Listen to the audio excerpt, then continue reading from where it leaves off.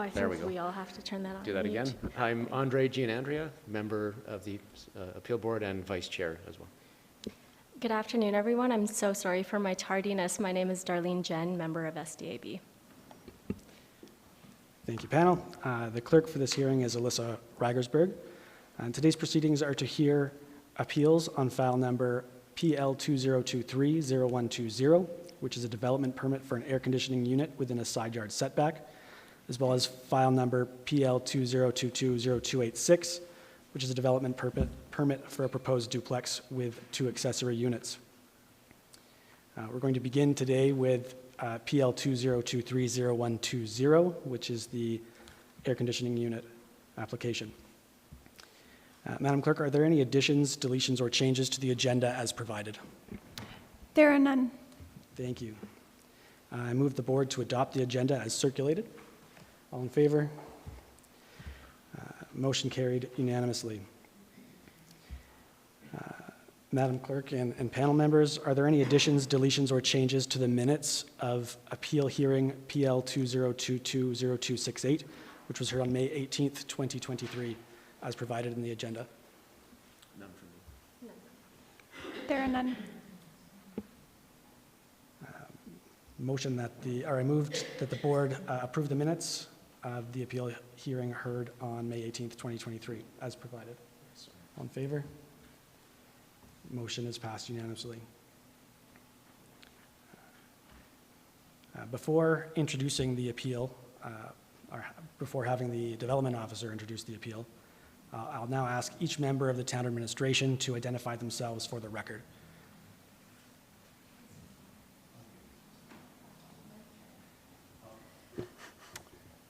There we go. Harry Schneider, Senior Development Planner. Eric Bjorgi, Planning Technician, Department of Planning.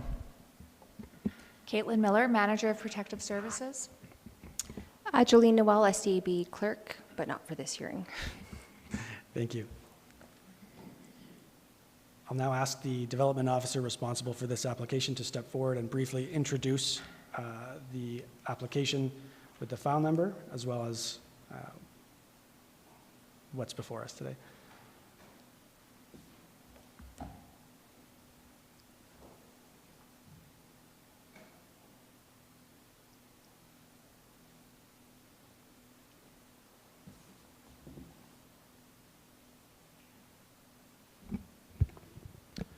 Good afternoon, members of the board and those in the gallery today. My name is Eric Bjorgi. I'm a planning technician with the Department of Planning and Development, and I'm the file manager for this development application we have in front of us today for an air conditioning unit at 630 First Street. Thank you very much. Before you launch into your presentation, I'm just going to have the appellant step forward and introduce themselves, and then proceed with some housekeeping stuff.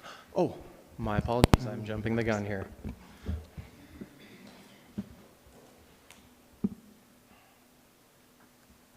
Thank you very much. I'll now ask the appellant or their agent to identify themselves to the board. I think that's you, since you're standing in front of me. Hello, everyone. My name is Leah Lachelt. I'm the resident and co-owner of 630 First Street. Hi, and I'm Ron Lachelt, co-owner of 630 First Street. Thank you. Thank you very much. Just before you step down, I have a couple questions for you before we launch into the proceedings improper. Just want to ask you if you have any objections to the composition of the board, any of the board members on the panel today, if you have any concerns. None for me. No.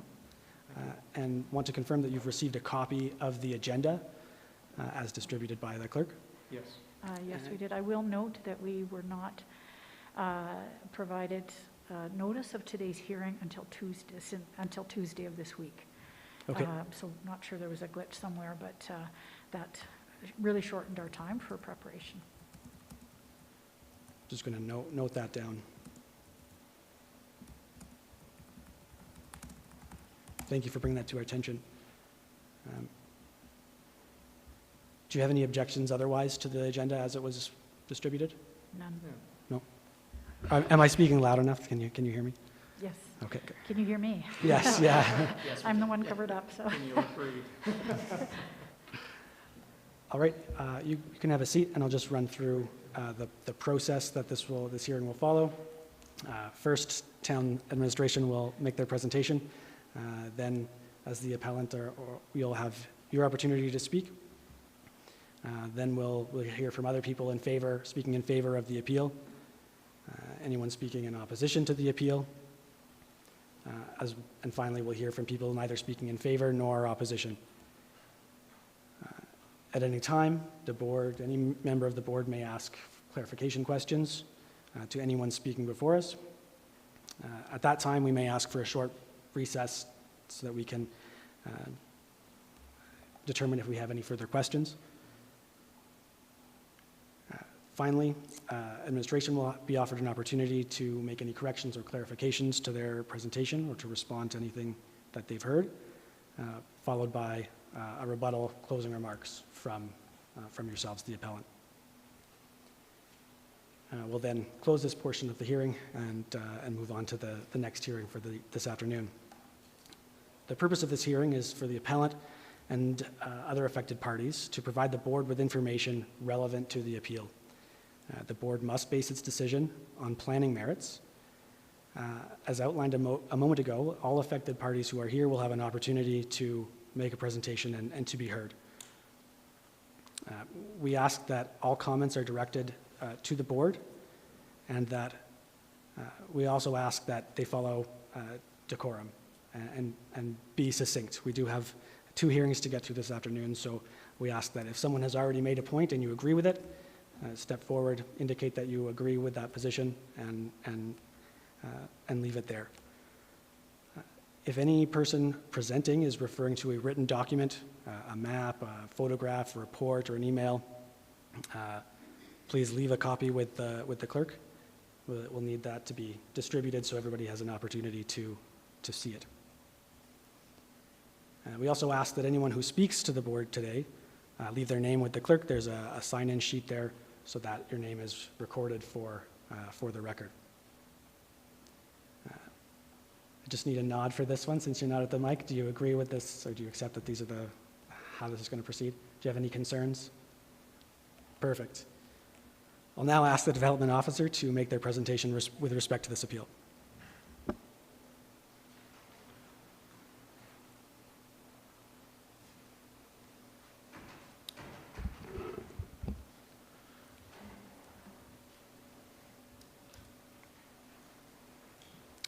Okay, so to start with the background and set up the merits of this application and appeal, this development permit application is for a variance to the land use bylaw. It's the reason this is before you today, and the reason that a development permit was required for this, specifically to locate the unit within a side yard.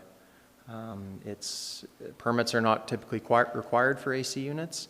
In this case, it does not comply with the land use bylaw, which is why there was a development permit required. The unit was installed on a new detached dwelling, which was constructed on the property, completed in June 2022. The exact date of installation of the unit is unclear, but around the time of completion or shortly after.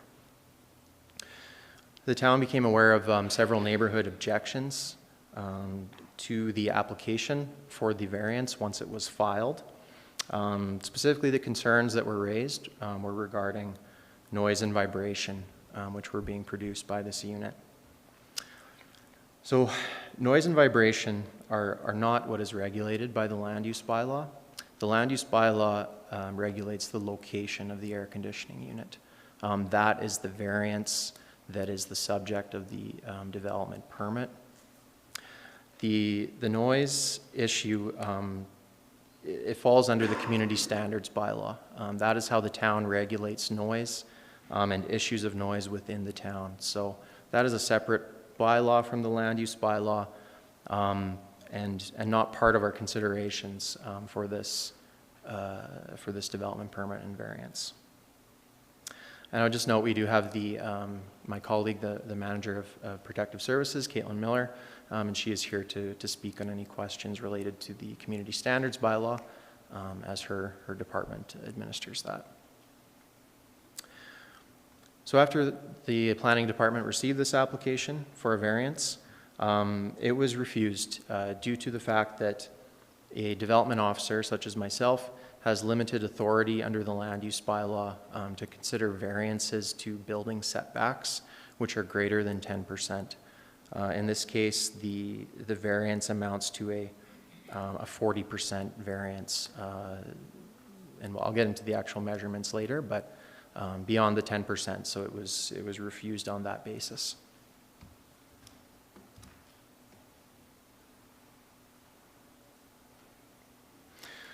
So I already mentioned the relevant land use bylaw regulations we looked at when we received this application.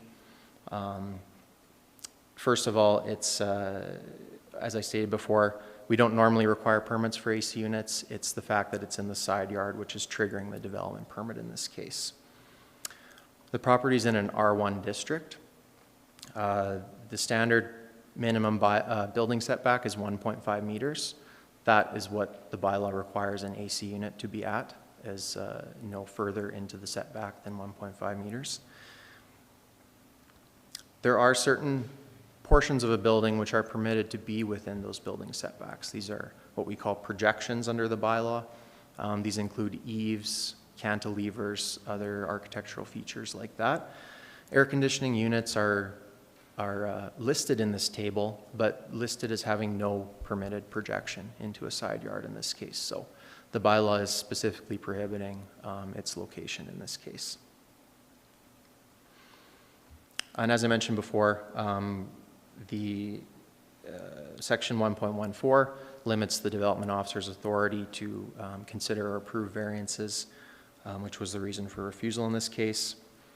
The other relevant land use bylaw requirement here is that air conditioning equipment must be screened from the view of adjacent properties and roadways, according to section 2.15.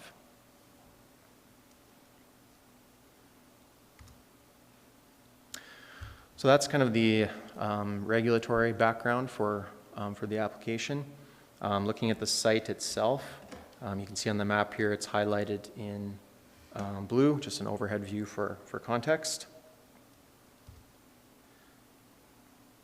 And it is within an R1 district. The surrounding uses are all detached dwellings as well. So this is a view of the property from the front. You can't see the AC unit in this view. It's behind that tree on the right, on the side yard between those two properties. This is a photo taken a number of months ago, as you can see, but it shows the view from the back lane, showing the side yard between 631st Street and the adjacent dwelling, with the air conditioning unit in question circled in red.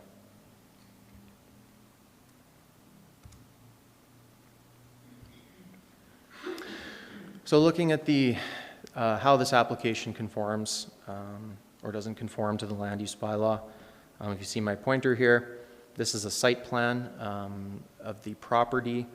You can see the AC unit is to the right, right of the screen. It's located 0.9 meters from the property line, a projection of 0.6 meters. And there are locations on the property where it could be located that would be compliant. Specifically, there's a covered porch in the rear yard here, and as well as a portion of the front of the building here, which is within the front yard setback, or I should say outside the front yard setback, where it could be located.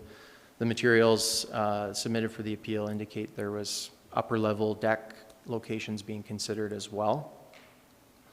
But our opinion in this case is that the location of the unit is not what's causing the neighborhood concerns.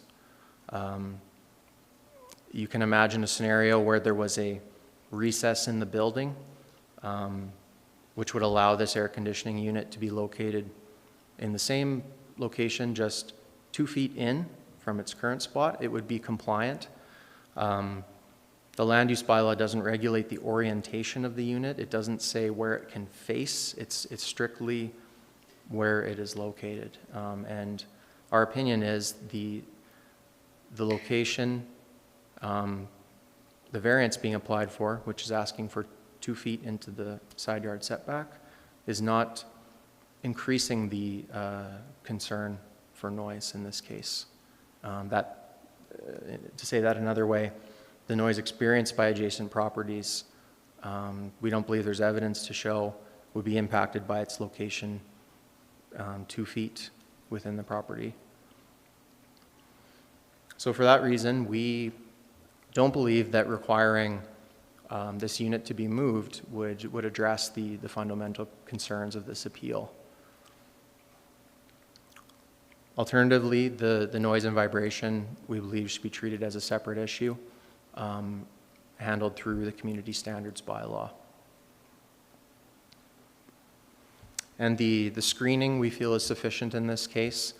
The fence between the property lines is typically all we would ask for an AC unit. It's not very visible from the front street, and there's some landscaping in the rear yard which shields the view from the back lane. So we feel it's compliant with the screening requirements in this case.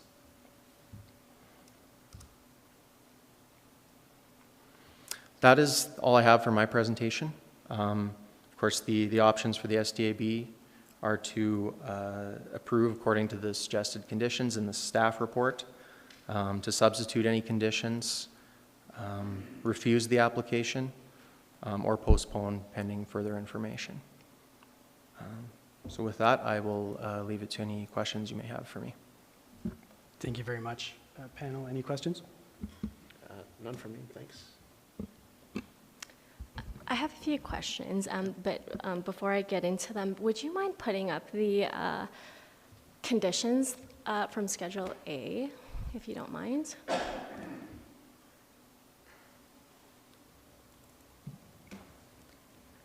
just don't have it in front of me, so I just want to make sure I'm on the same page. Oh, sorry, that's the wrong one.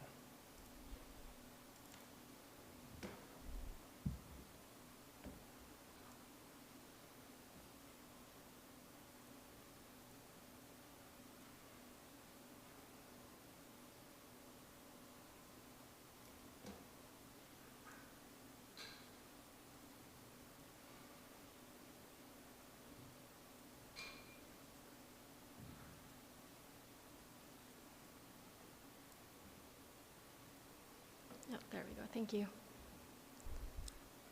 Yeah, so page 69 of this particular agenda package is where those conditions start.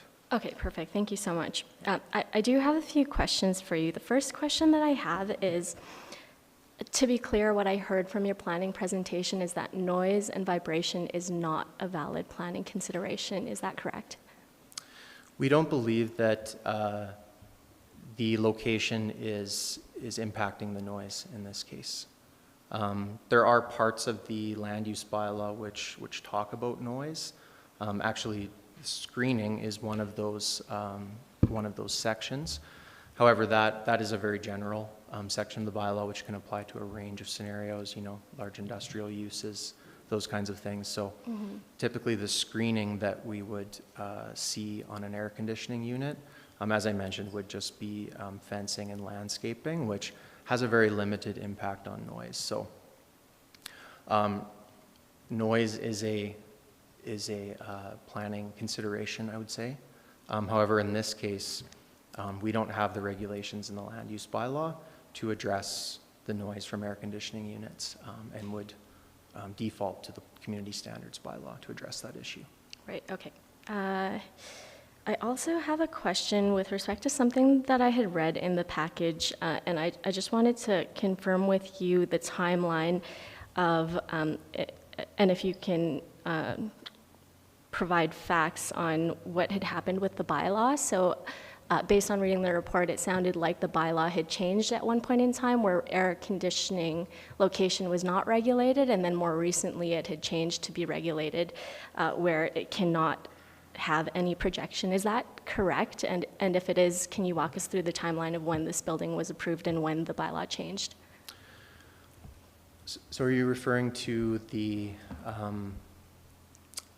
the regulation regarding the location of the unit. Yeah, has that changed since And this building was? Not since the building was constructed. I believe this rule about air conditioning units not being allowed in side yards was added to the land use bylaw approximately 2018. Oh, so it was so- prior to the development of Yes, the dwelling? for sure. Okay.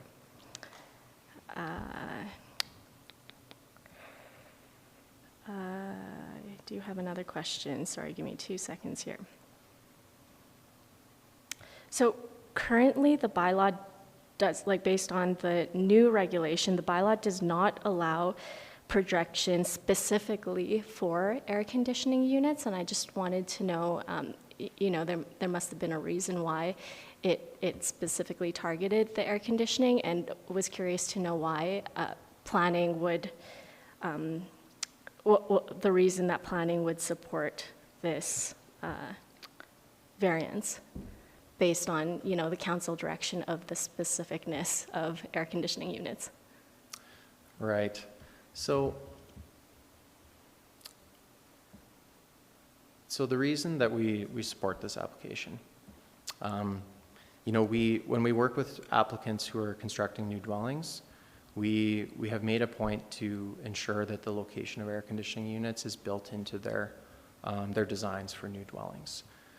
You know, the reasons for this rule, you know, they're not written in the bylaw itself, so it takes a bit of, and I wasn't there when they added this to the bylaw, so I'm doing some interpretation here. But generally, it's privacy, it's provision of open space between properties, it's allowing that kind of open access and space between properties. So that's the reason why that rule is generally there. We're more cognizant of this requirement now and making an effort to communicate that at the time of construction. Obviously, it's our preference to have these units be in compliance with the bylaw. But in this case, it got installed. The requirement was perhaps not clear to the builders, to the applicants at the time, and we feel that requiring the unit to be moved at this point is, while it would gain compliance, does not really serve a practical purpose, particularly given the nature of the concerns that we've heard.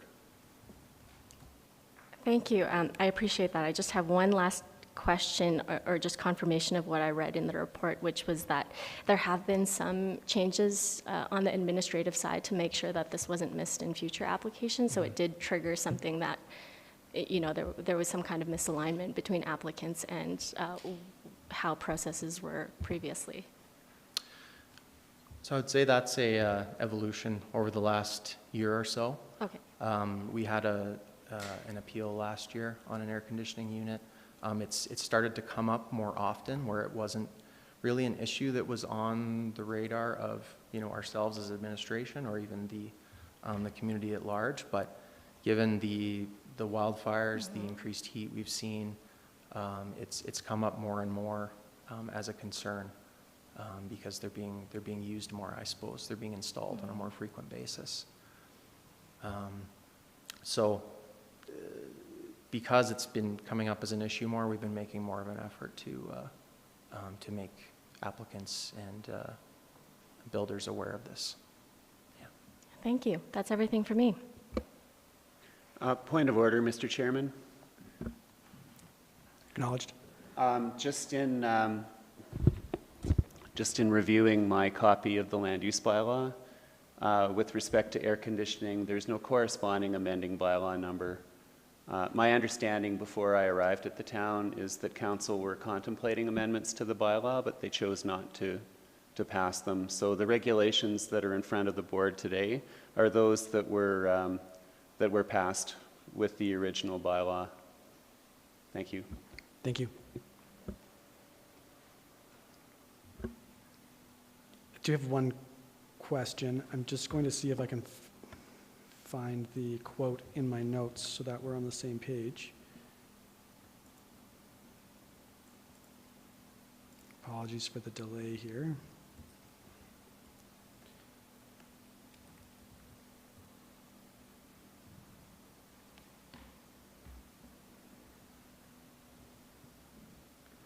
This builds on my friend's question regarding your position.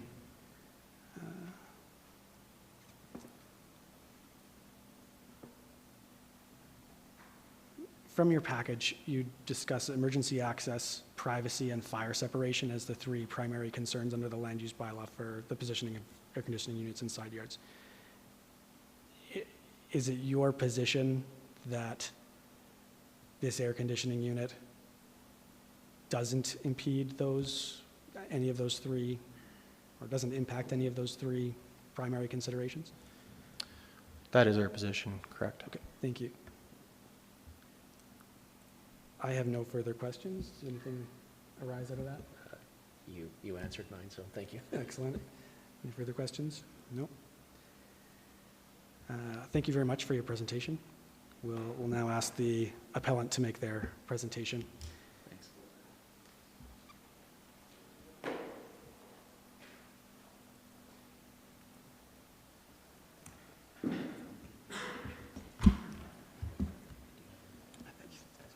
Hello, everyone. Thank you again for the opportunity. Can everyone hear me okay? Yeah. If I twist it. For shorter people, perfect. Thank you. May I ask Mr. Bjorge to, at some point, put that aerial shot of the lot back up on the screen? I didn't develop a PowerPoint presentation, but I will reference the paper copy, so people may want to see that on screen. So thank you again for this opportunity. Just a bit of an introduction. I'm going to do an overview. Ron is a good technical lens on things, so we may both be answering questions if any come up. Before you get started, would you like that up now? In a couple of minutes would be Sure. fine. Thank you, yes. So we're full-time Canmore residents. We operate a consulting business out of our home, which is the registered head office. I'm also a healthcare executive with Covenant Health, with an office in Edmonton. I do work remotely a fair amount too, so we are in our home 24/7. We work there, we work out there, we sleep there, so we are always in the home. In terms of the issues before us today, this is going to be that bit of an intersection point between the jurisdictional scope of the land use bylaw versus the community standards bylaw. And we were advised by Mr. Bjorge that there would be some references to the noise. And as you see from our documents that we submitted, we did separate our comments into both areas. I don't know how much this board would like to delve into the noise issues.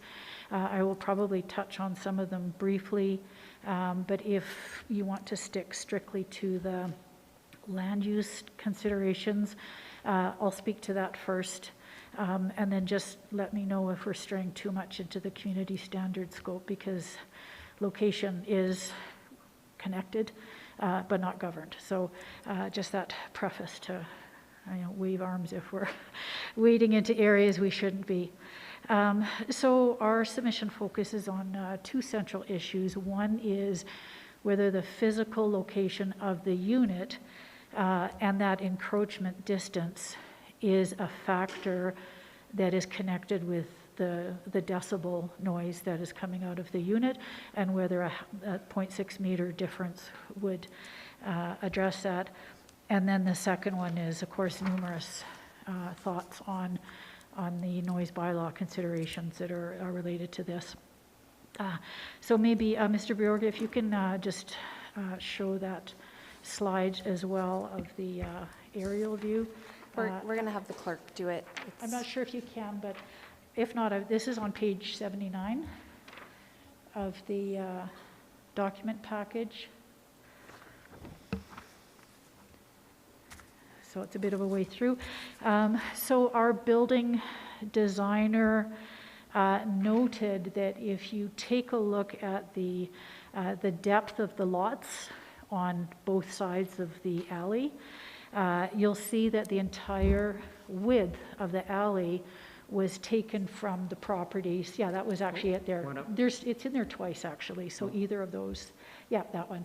So if you look on the top part of the blue images, those are considerably longer lots than the bottom half there, which is where our lot is.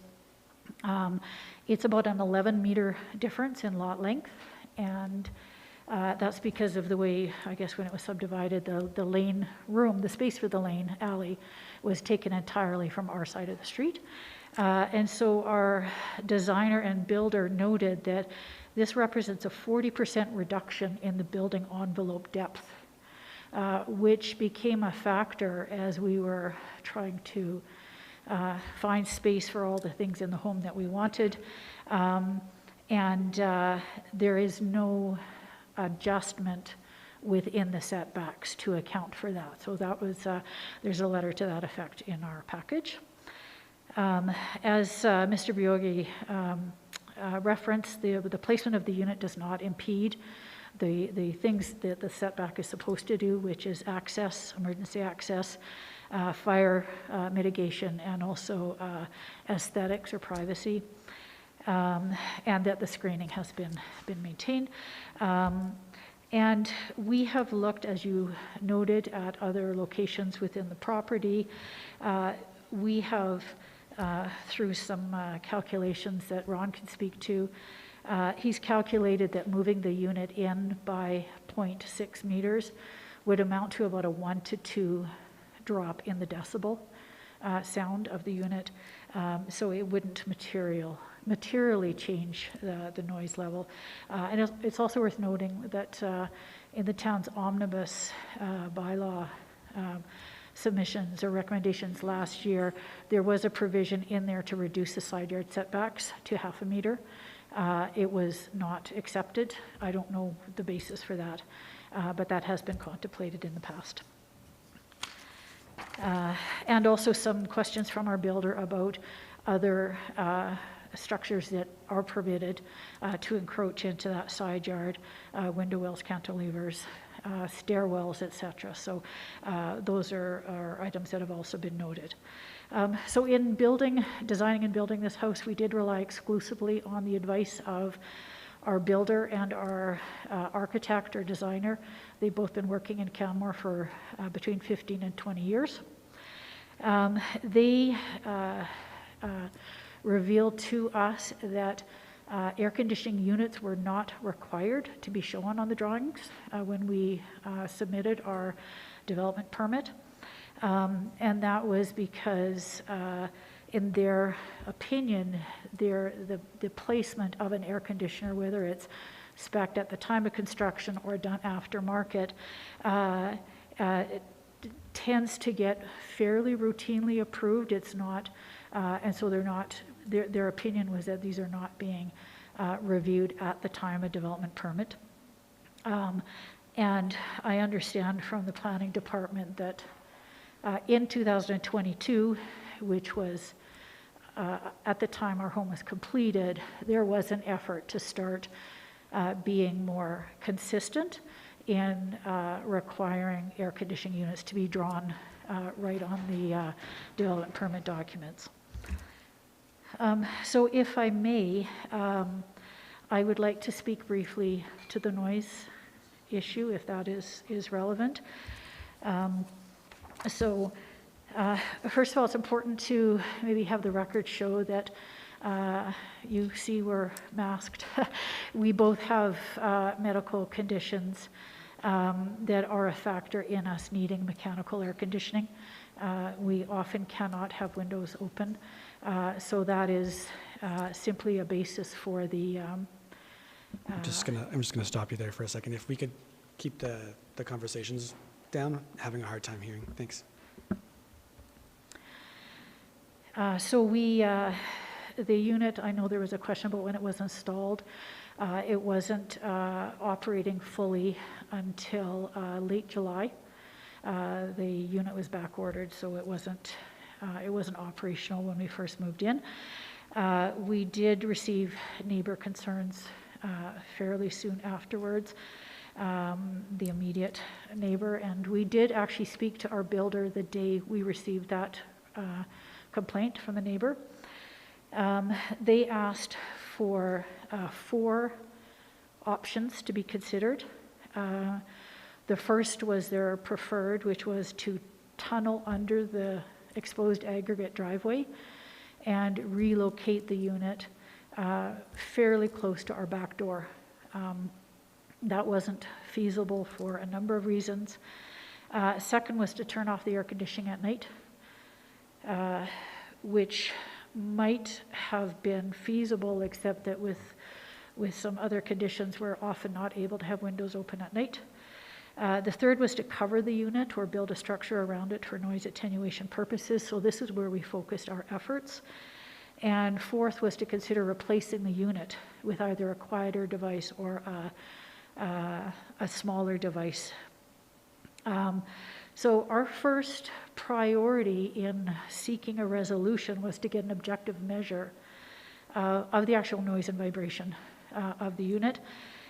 We started working with our builder and then our HVAC contractor. Both were unaware of any organization in Canmore that could perform a study of that nature. We did finally find a firm in Calgary. They indicated it would cost about $2,000 for a professional firm to come out, do the study. It's not a one-time measure. It takes some time to take measures over a certain amount of time. We were about to book a time for them to do that, and then their office got shut down because of COVID outbreaks, and by the time they were all back at work and all of that, they were not able to do it before the winter came. We did pick up this issue again this spring. We've been working with bylaw over the winter, and were advised to by the planning department that to make sure the unit is working properly. We did get that verified. And also to have municipal enforcement conduct a noise study. So we were happy to hear that because that meant we wouldn't have to have a Calgary firm come out. In fact, we reached out to municipal enforcement and they indicated they have neither the equipment nor the expertise to do this kind of an assessment. And they suggested we pay for a study on our own. So we were back to potentially a Calgary firm. And we also know from the work with the Calgary firm that iPhone apps and things like the types of tools that we have at our disposal are not accurate. They're not calibrated. We then worked with the builder and the air conditioning contractor on cover or noise attenuation options. We were told last year that the unit could not be covered because it needs airflow around the unit. But we persisted with that line of reasoning and brought the issue up again this spring, hoping to be able to have some resolution.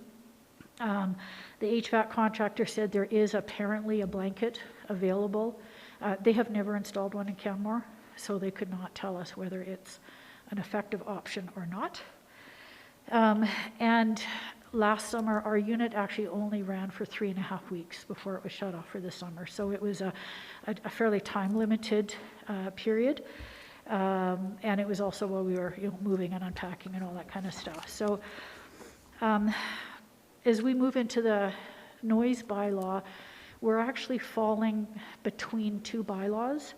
There was a noise bylaw called 1197 that was in force until 6 weeks after we moved in.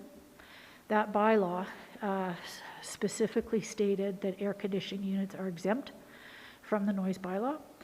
And after our unit was installed and running, the new community standards bylaw came in. Air conditioning units are no longer listed as an exempt product under that new bylaw. And so we are caught between 2 bylaws where if the bylaw had changed on an aspect that we could actually change ourselves, like playing music in the yard or something like that, and we could easily meet a new noise threshold for a durable good on a brand new product, of course, we couldn't just replace an air conditioning unit. We did also check both the old bylaw and the new bylaw. The new bylaw has a mix of objective, subjective, and discretionary measures built into it. And so the subjective measure is whether a noise is or could be bothersome, a nuisance, or an offensive, and it's up to a bylaw officer to make that determination. But there's also a provision for an empirical measure, which is 60 decibels, which is about the sound of conversation. And so a bylaw officer, if they're using a subjective measure, would have to make that determination based on the facts of the case at the time. But the officer actually has no equipment to do an empirical assessment of the noise. There was a hearing in April 2022. This board, I believe, heard it, which said that an air conditioning unit operating at 66 decibels is not unreasonable, given that street noise is 70 decibels. So our unit runs at 66. It's exactly within the range of the unit that was ruled on last year. We did look at other units on the market. We were a little bit concerned about the fact that we had instructed our builder to spec the quietest unit on the market. That was our intention. And we were surprised that if this was the quietest unit on the market, why could it be causing so many concerns? And so we looked to see if there were other units on the market. And in fact, this is the quietest unit on the market. They are, the manufacturers do not make anything with a lower decibel rating. And so we are now, as homeowners, in the very difficult situation of we're still exploring noise mitigation options. We had our air conditioner supplier out a week ago, again, to look at other alternatives. So we have been taking this very, very, very seriously. But we also know that this is where technology is at. So we're not able to even replace the unit with something different. And again, it's not clear to us which bylaw we're under, the old one where the units were exempt or the new one where there's all kinds of different measures and thresholds. We're not sure. If we were building a house today, I would really not be certain what standard I'm expected to meet before paying, $6,000, $7,000, $10,000 for a unit. In terms of, we know that with wildfires and excessive heat, there's probably many other residents in Canmore who also may have some medical reason for wanting air conditioning. If I were physically handicapped and needed a dedicated parking space outside my residence, I could have signs put up to protect a parking stall if I was using a wheelchair, for example. In this case, I am somehow expected, both of us, to reveal our medical status to our neighbors, to bylaw officers. We had an RCMP knock on our door 2 weeks ago. There's a certain challenge for us for that, the level of having to divulge that personal information for what is a legitimate legal device. And we have no ability to buy a different unit that's going to perform any better. For supporters on this, of course, there'll be some people speaking today, so I'm not sure what supporters or opponents may say. I do know that there were 2 letters of support submitted at the last minute. As noted, we were not able to get any of our supporters here today because of the short notice to us, but they did each submit a letter. Again, they both have very extensive experience here in Canmore in building and construction. And of the complainants, there was one that had lots of issues about whether we might have many variances, and I think the town can respond to that one. I think that one was probably not quite correct. And then there were 3 letters from overnight house guests of one of the neighbors. And so where we'd like to leave it is just to say it's a really difficult balance. We have taken it very, very seriously.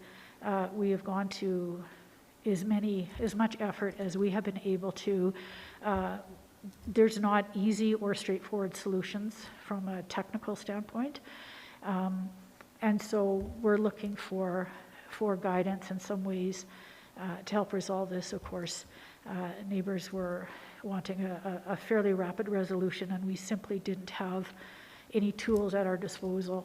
And so that's, I think, the gist of our submission. I know if there's any questions technically or whatever, you'll have lots of room to respond to any questions or anything. Thank you very much for your presentation. Any questions from the panel? None for me at this time. I don't have any questions of the applicant, but there were a couple of things that I wanted to ask administration as it relates, but I think we have that opportunity to ask later. Okay, thanks. Thank you so much. Thank you. Okay. I have no questions either. Thank Oh, you very sorry. much for your presentation. Thank you. Thank you. Is there anyone else present today speaking in favor of the appeal? Seeing none. Is there any additional correspondence that have been received? Thank you. We received 2 written correspondence in favor of the appeal. So we received one from Alistair Russell, owner of Russell & Russell Design Studios, on June 21st, 2023. And then we also received a written correspondence from Colleen Weatherhog, owner of All Weather Builders, on June 22nd, 2023. Thank you very much.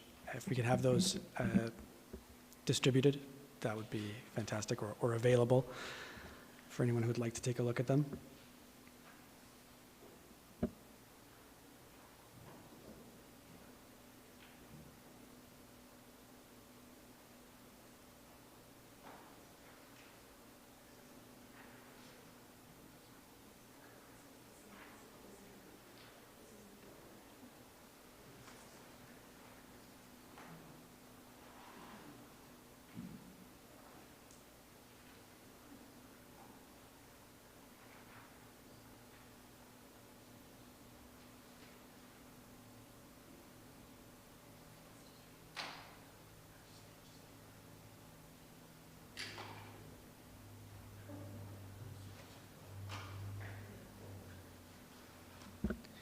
Both of those documents are available in the agenda, but they're also available at the side if anyone would like to take a look.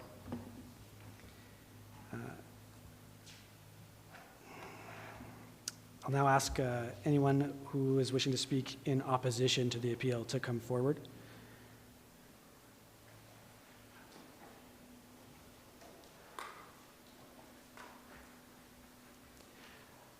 Just ask that for your name for the record. Yes, yeah. My name is Stuart Harden.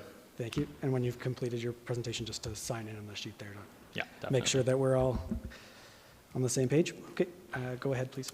Thank you. Yeah, thank you for hearing my statement, all members of the board. I'm a tenant at 626 First Street, so 2 doors down from the house and AC unit in question.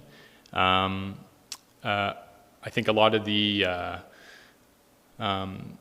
the details surrounding the neighbor's experience of the AC unit and the disruption caused by that unit will be elucidated by neighbors on either side of the property, but I wanted to add my voice against the appeal, and I can speak to me and my partners, the negative impact that we felt because of the unit, our enjoyment of our backyard has been negatively impacted by the noise and vibration, and also our quality of life, just in the manner of our sleep being disturbed also by the noise and vibration produced by the AC unit cycling on and off. And as I said, I think some of the further submissions will get into the details around that, and I just wanted to add my voice. That's all I have. Thank you very much. Yeah, Does thank anyone you. have any questions? I have no questions. Thank you. Thank you. I'll check in.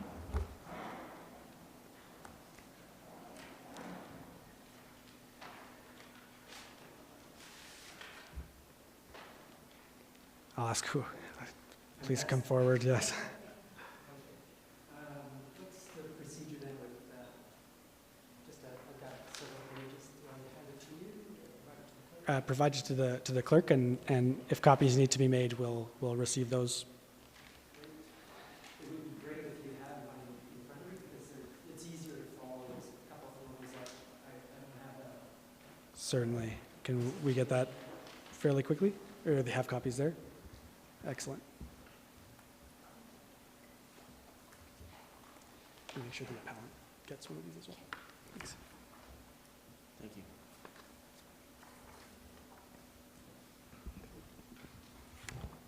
Just for the record, Madam Clerk is providing a copy of this to the appellant. Go ahead, sir. Okay. Great. Good afternoon. My name is David Burkhardt, and I am a co-owner of the neighboring home at 628 First Street. This letter is a statement of impact regarding the SDAB hearing of PL 2023-0120. We are adjacent property owners and persons affected by the installation and noise disturbance of the air conditioning unit installed at 631st Street, Lot 23, Block 77, Plan 9910432. Thank you, administration and the attendees today for the opportunity to describe the significant impacts this AC unit has on us, our household, and our neighborhood. We have owned a home in Canmore for 23 years, 13 years at the present location, and soon to become full-time upon retirement. Cross our fingers on that. So we'd like to acknowledge that, or any reference to this, our status as recreational property owners as positioned by the appellant is irrelevant to the land use bylaws and community standard bylaws issues under discussions today. So this afternoon I've got 5 areas that I want to cover. The first topic is an introductory statement. I'll go through background. I'll speak to statements of expertise.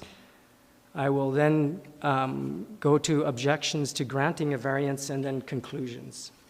So that'll be the order of the presentation or my impact statement today. So introductory statement. From what I can see, most of the appellant's submission is an attempt to distract and obfuscate from the very simple issue before this appeal board, whether the appellant who violated the rules should get away with it, and if so, why? For the background, the house at 631st Street was constructed during the period from January 2021 to May 2022. As the town does not release copies of building plans or permit records without the property owner's consent, I asked the owner prior to construction if he would kindly share the house plans with us. He agreed. However, he did not follow through. At no time were we able to obtain any plans, drawings, or renderings of the home. On September 30th in the fall, we were invited to tour the exciting ongoing house build. We love the idea of construction and renovation. And we're directed to where the elevator was to be installed, that it would rise to the 3rd level and open onto a guest coffee area. We were shown the butler's pantry, the expansive kitchen and spacious living room and the bedrooms, including the gym, with full-length windows that looked out onto the backyard. We were also shown the offices as described earlier by the appellant, because as you know, they do work there. All in all, it was a very impressive and, if I could say, dream home. We were advised that the barbecue was to be installed on a balcony off the kitchen on the 2nd floor that faced one of our windows, and we suggested we could cover our window with an opaque film. This was completed shortly thereafter, so that both parties could enjoy the daylight while providing privacy for both homes. During this discussion and tour with them, at no time were we informed that an air conditioner was to be installed. The owners were granted an occupancy permit on June the 22nd and assumed residency on June 27th. There was no sign at that time of an air conditioner. The first time we saw and heard the AC running was upon returning to our home from our holiday on July 29th. And I'm just moving to page 2. After coping with the next 2 days of continuous intermittent noise disruption from the AC, we contacted the town of Canmore on August the 2nd. The planning department advised me the approved plans did not include variances to the land use bylaw. They met the minimum sidebacks in the R1 district and did not reference an air conditioner. Following this correspondence, and quickly looking up and reviewing the land use bylaws, I concluded the air conditioner was installed in a location that was in contravention of the land use bylaw, as more explicitly described in Table 2.4-1, reproduced in its entirety below. Please see the highlighted row. The table precisely states that an air conditioning cannot project into the front, rear, or side yard setback. It is clear from consulting 2.4-1, the appellant and his architect, designer, builder, equipment supplier, and tradesman would have seen that their envisioned installation location at 630 First Street would violate the bylaw. In fact, I would speculate that the reason the town does not require this, an air conditioner to be identified is because if you immediately go to 2.4-1, you know it can't go in the side yard, rear yard, or front yard setback. So it would stand to reason that the town would not expect these units to appear in these places. So I can certainly understand why the town would not expect to have an air conditioner identified. I'm moving on to the page 3. The planning department suggested we speak with the owners of 630 First Street to seek a resolution. On August 15th, we agreed to a meeting which occurred on August 22nd. We explained we respected their entitlement to install an air conditioner. And I think it's clear from their presentation this afternoon that there are many reasons for that. That is not our objection. Our objection is that it was non-conforming as per Table 2.4-1. They advised us they would not move the unit, but agreed to look into the matter and said they would get back to us. They also stated that we may not be happy with the outcome if they did move it. A series of texts were exchanged between August 10th and August 17th at roughly 3-week intervals. On October 20, our neighbor at 626, who's present here today, bumped into the appellant on the riverbank path. The appellant stated that, quote, "Andrea's texting or calling me every other day, and I'm tired of it," end quote. Based on this reaction, we immediately stopped texting. Other than the brief contact on August 15th and discussion we initiated on August 22nd, we have had no contact with the appellant. No emails or other written or verbal communication. We rang their doorbell in early December and left a card, but we did not receive any indication they had received the card or acknowledgement that we had stopped by, despite the video surveillance fixed at the front door. Although we often see the appellant, they do not initiate communication or interaction of any fashion, and regrettably turn away when we are on our deck or in a sight line. They have not provided any additional information on what they intend to do with the AC, and regrettably have not spoken or otherwise made contact with us since the final text of October 17th that reads, quote, "We will let you know when, if/when, we have anything more to share. No need to remind us. No news is just that. No news yet. We both have an incredibly busy week, and in fact, I'm still working now at 11 p.m. since 8 a.m., end quote. Please see Appendix 1 and 2 for a copy of all the texts in their entirety exchanged with the appellant and a transcript of a conversation between the appellant and our neighbor at 626 First Street. The text record will show that we did not threaten, harass, accuse, ridicule, or prejudice discussion with them. We merely wanted to understand how we could collectively, reasonably, and amicably resolve this issue. Statements of expertise. The appellant represents that they and their architect, designer, builder, equipment supplier, and tradesmen, identified as the building group, are qualified subject matter experts in the matters under discussion. Given this claim, it would be reasonable to assume the following. The building group knew what it was doing and understood the land use bylaw. Number two, it would be easy to draw the conclusion that the air conditioner was held from the drawings due to a known violation of the land use bylaw. Number three, the architectural designs and plans, builder working drawings, supplier specification, and tradesman installation requirements were accepted and paid for by the appellant. It is clear, at the top of page 4, it is clear the appellant took responsibility for the breach of the land use bylaw.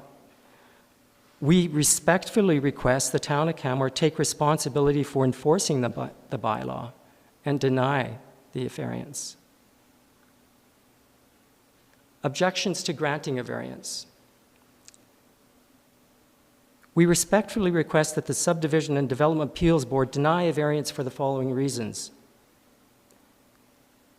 Topic 1, issues related to the land use bylaws. 1, as shown in the simplified diagram included as figure 1, there are alternative locations that conform with land use bylaws and mitigate significant impacts. Since the air conditioning directs its noise and air in a horizontal fashion and not vertical, it can be positioned to blow into either the front or backyard to minimize noise disturbance to offsetting neighbors on either side of 631st Street. In addition, these alternative locations provide multiple ways to screen, decorate, and minimize the visual impact of the air conditioner. Moving to the top of page 5. This is consistent with the SDAB staff report that states there are two locations on site where the unit would be in compliance with this requirement, which are at the same position as outlined in green in figure 1, and precisely what we encouraged the appellant to consider when we met on August the 22nd. As per the alternative locations in figure 1, the AC could be directed to blow either to the front street or the back alley. If the air conditioner is directed to the back alley, the noise will travel predominantly into the unconstrained rear yard and not into the narrow tunnel side yard of offsetting neighbors. The next closest property line at 631 2nd Street, directly offsetting an alternative location, is estimated to be 46 feet away from the property line compared to the existing distance of 3 feet from the property line at 628 1st Street. The calculation is shown below. If you measure from the back of the rear yard setback at 630, it's 7.5 meters. If you add the distance of the back alley at 6.5 meters, the total is 14 meters or 46 feet. The sound measured in the rear yard of 631 2nd Street could be further dampened with the multiple vegetative plant barriers that can be planted in the rear yard of 631st Street. In addition, the grasses, shrubs, trees, and fence at that alley.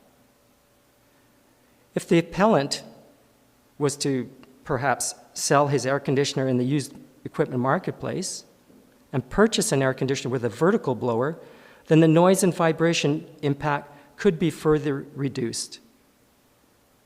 The challenge, I'll ad lib to this, it's not included in the text, just for the record. The challenge there is that if it's a vertical blower, it certainly cannot fit in the side yard. The side yard requires a horizontal blower. I'm quite certain that the appellant was quite thorough in his research to get a quiet side yard unit. However, if an air conditioner is not required in a side or cannot be positioned in a side yard, it essentially is a moot point. Most air conditioners that are installed are vertical blowers. The noise delivery of a vertical blower, and I will show later, is significantly lower than a side unit blower. Number 2 on the text. Or pardon me, to close off on that point in number 1. This is an effective way to abide by the land use bylaw and move the air conditioner into a location that does not move the problem to another home occupant. Number 2. In addition, we strongly object to the following comment on page 4 in the Subdivision and Development Appeal Board staff report under the Planning Department position section, and I quote, "The Planning Department's opinion is that the location of the unit is not the primary reason for the noise issues being caused. There is the possibility that relocating the unit may have the potential to reduce the impact to the properties which have raised the concerns, but it may also just move the problem to another area, thus impacting different residents." I would challenge this comment. I would assert that if the air conditioner is moved to an alternative location as identified in Figure 1 and described above in Point 1, the noise and the overall impact to all residents will be less. Also, there are other air conditioners that operate at noise levels much lower than the Keep Right air conditioner unit installed at 631st Street, with its minimum operating, and I say minimum operating. Under load, this is not what this unit will operate at. This is a minimum manufactured, advertised, registered decibel rating of 66. And there are certainly air conditioners that vent vertically, which also mitigate noise impact. The following is a summary of air conditioners with an average operating noise level within the range of 40 to 50 decibels. They're all Japanese. I won't get into the details. I'll just mention Daikin, Mitsubishi Electric, the top of page 6. Fujitsu, Panasonic, and LG. Point 3. Further to Figure 1, which is the drawing that is back 2 pages, the appellant's architect, Alasdair Russell, of Russell & Russell Design Studios, in a letter of Friday, 26 May 2023, states that Ron and Leah, and I quote, "Ron and Leah are currently considering the middle-level barbecue deck. This is a far worse location for an air conditioner unit and the noise that might be heard from the neighboring properties. And they, i.e. Russell & Russell, would like to avoid this. Considering the above comment, the middle-level barbecue deck location would be considered vexatious and spiteful." Alasdair Russell further writes, "Providing a variance to allow AC units to be placed in a rear setback rather than a side setback would allow the AC units to be placed slightly farther away and provide a potential reduction in noise. The above comment aligns with the TOC bylaw conformance variance discussion point number 1, that there are 2 locations on site where the air conditioning unit would be in compliance with the land use bylaw as either rear yard and front yard alternatives." Those are my words. It's outside of the quote.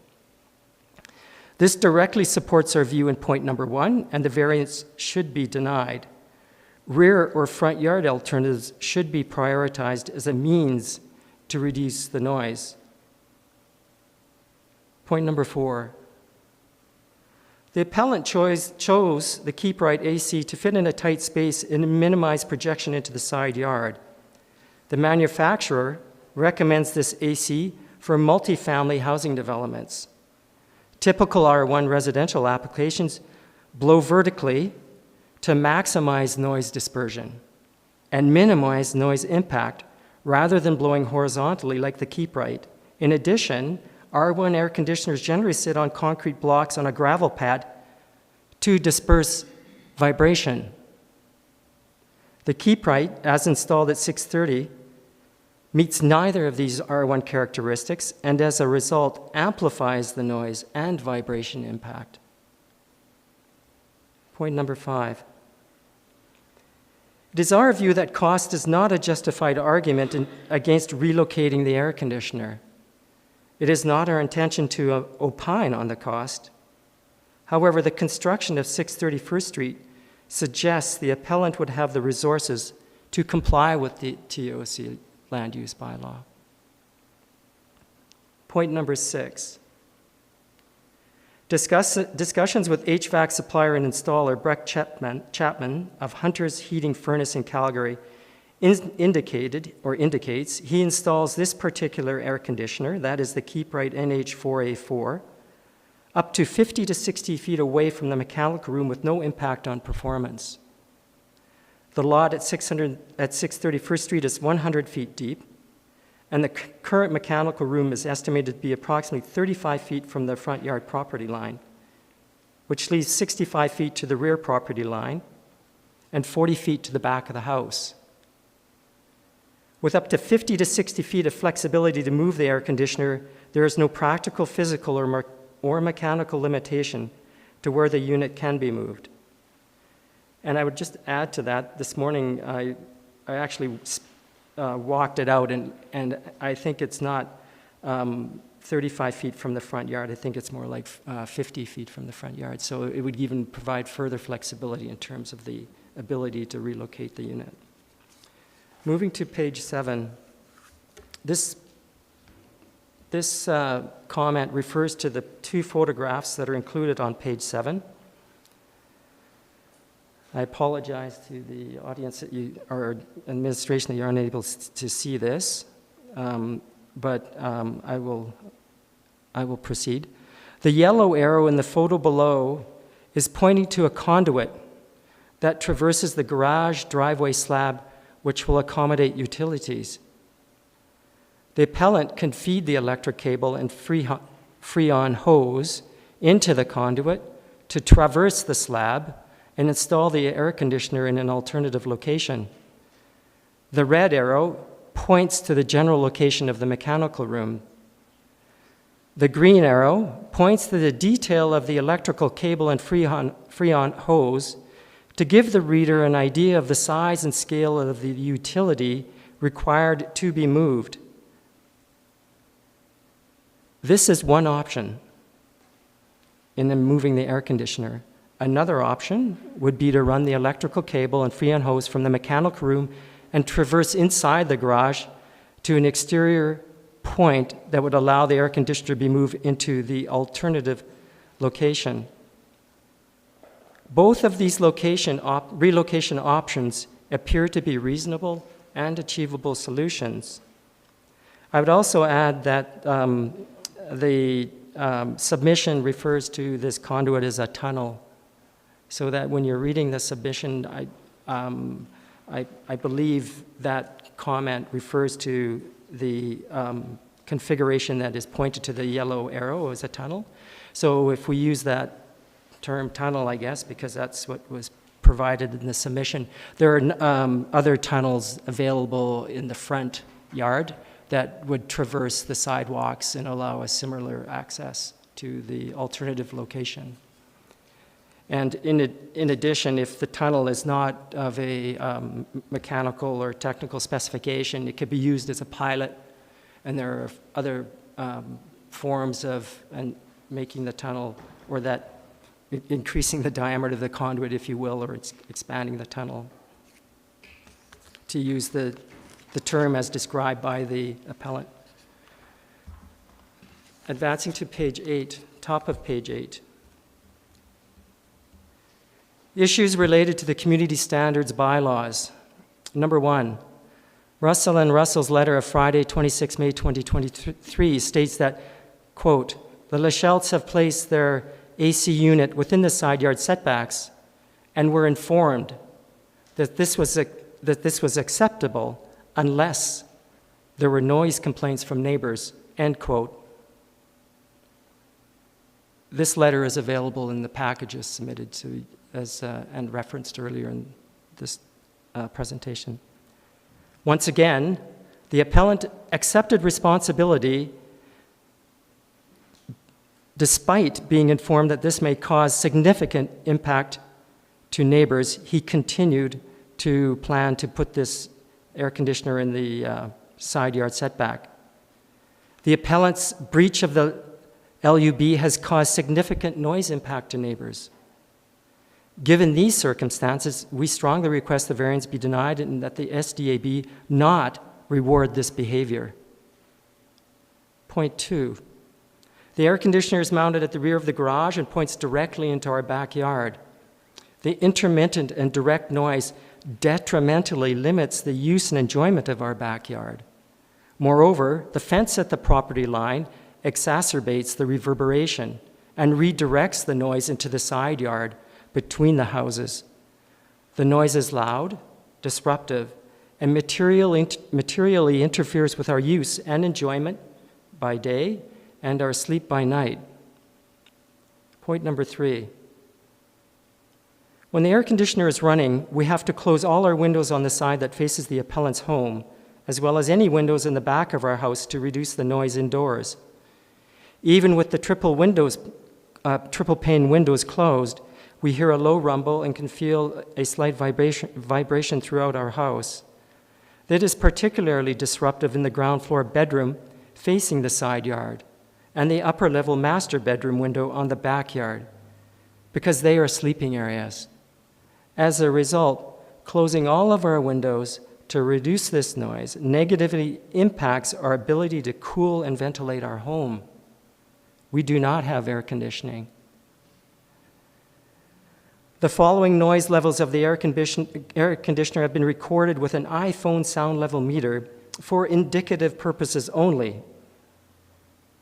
There's a lot of controversy around the topic of these measurements, but we're providing them for indicative purposes only as we await Type 2 noise level meter town measurements, which have been requested. Point 4A, up to 77 decibel measured at the property line. Point 4B, up to 68 decibel measured from inside the open window of our ground floor bedroom. Point C, up to 68 decibels measured from inside the open window of our upper floor master bedroom. The manufacturer of the Keep Right air conditioner advertises their minimum, and I repeat again, minimum noise level of 66, which exceeds the Town of Canmore maximum night noise level. Since it will never comply with the Community Standards Bylaw, it should not be permitted to operate between 10 p.m. and 7 a.m. Moving to the top of page 9. Excuse me. Conclusion.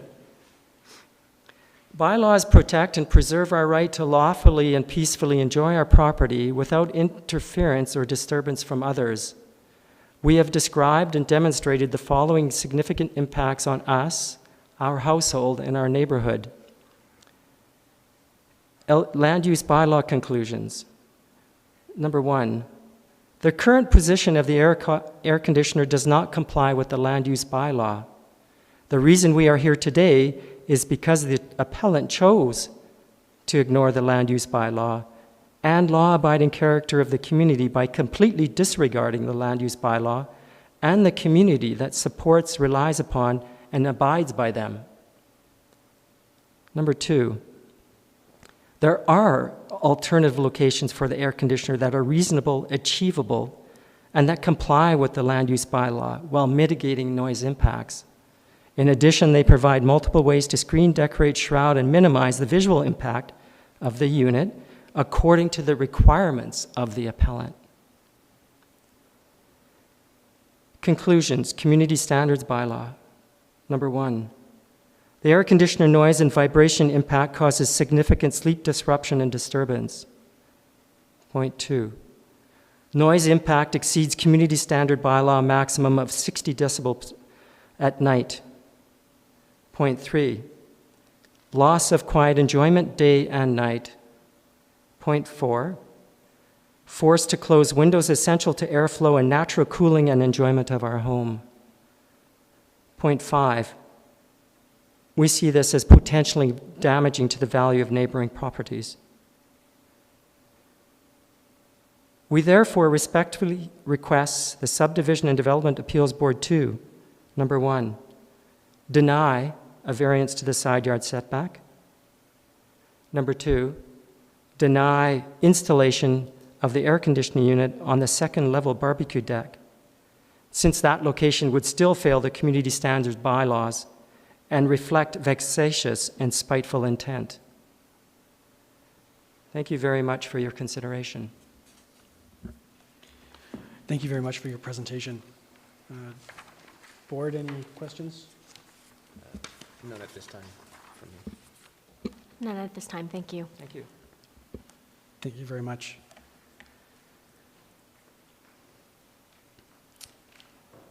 Is there anyone else present today speaking in opposition of the appeal?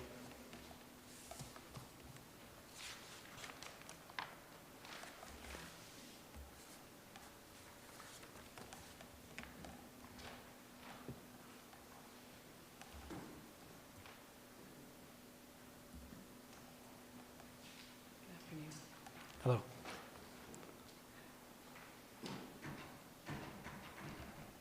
If you could just provide your name for the record. Of course. I'm Andrea Young.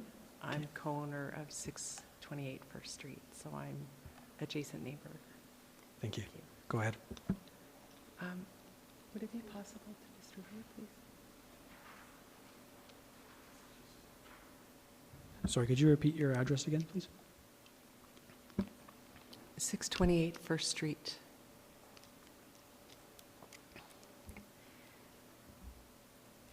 Chair, may I? We have received these written submissions. Would you like me to circulate them? Please, yeah.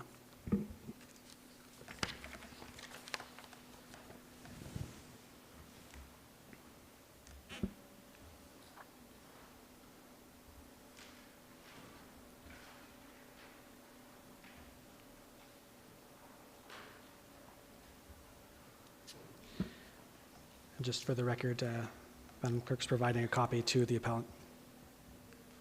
All right, we have your written submissions in front of us. Thank you. Please go ahead. I'm more or less just going to read the letter that I wrote to you today. Thank you very much for having us here. Thank you for the opportunity to describe the significant impacts that this AC has on us, our household, and our neighborhood. The AC installed at 630 First Street has materially impacted the quiet enjoyment of our home, both indoors and outdoors, both day and night. The first time we heard the AC in July 2022 was on our front curb one early afternoon. Our front yard, characteristically quiescent, with natural ambient sounds of a tranquil neighborhood, wind, leaves, birds, sometimes cyclists or pedestrians, and maybe the occasional car, was overwhelmed by a low, vibrating, rumbling HVAC-type noise. This is the kind of noise that when it ceases, the silence that engulfs you makes you realize how loud it is. When we learned that it was our new neighbor's air conditioner, we were really stressed. Later, when we discovered that the AC is non-compliant with the land use bylaw, frustration and disbelief settled in. And then loss, with the knowledge that our haven of peace was being disturbed by a non-compliant air conditioner. In the following days, we hosted 3 different groups of summer visitors who typically stay in the ground floor bedroom nearest the AC. The AC noise negatively impacted the sleep experiences of all 3 groups. Its noise level and intermittent on-off cycles disrupt sleep, even with new triple-pane windows closed.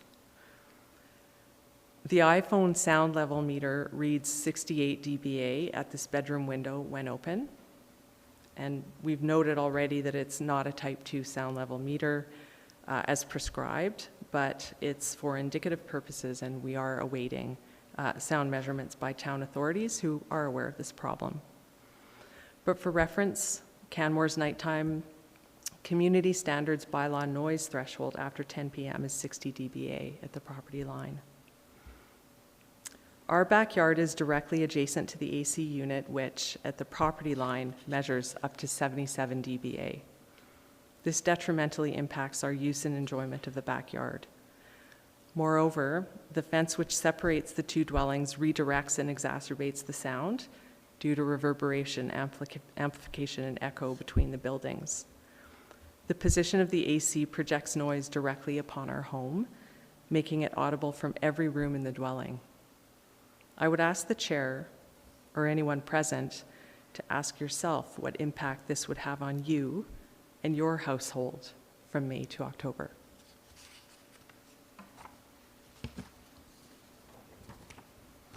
As a result of the AC, we now keep all windows on that side of our house closed day and night to reduce noise impact. These windows and the bedroom window on the north back of the house once ensured ventilation and cooling of our main floor and bedroom. The iPhone sound level meter at the north bedroom window also reads 68 dBA when open. Even with this window closed, the continual on-off cycle and rumble vibration disrupt our sleep patterns with no respite when run through the night.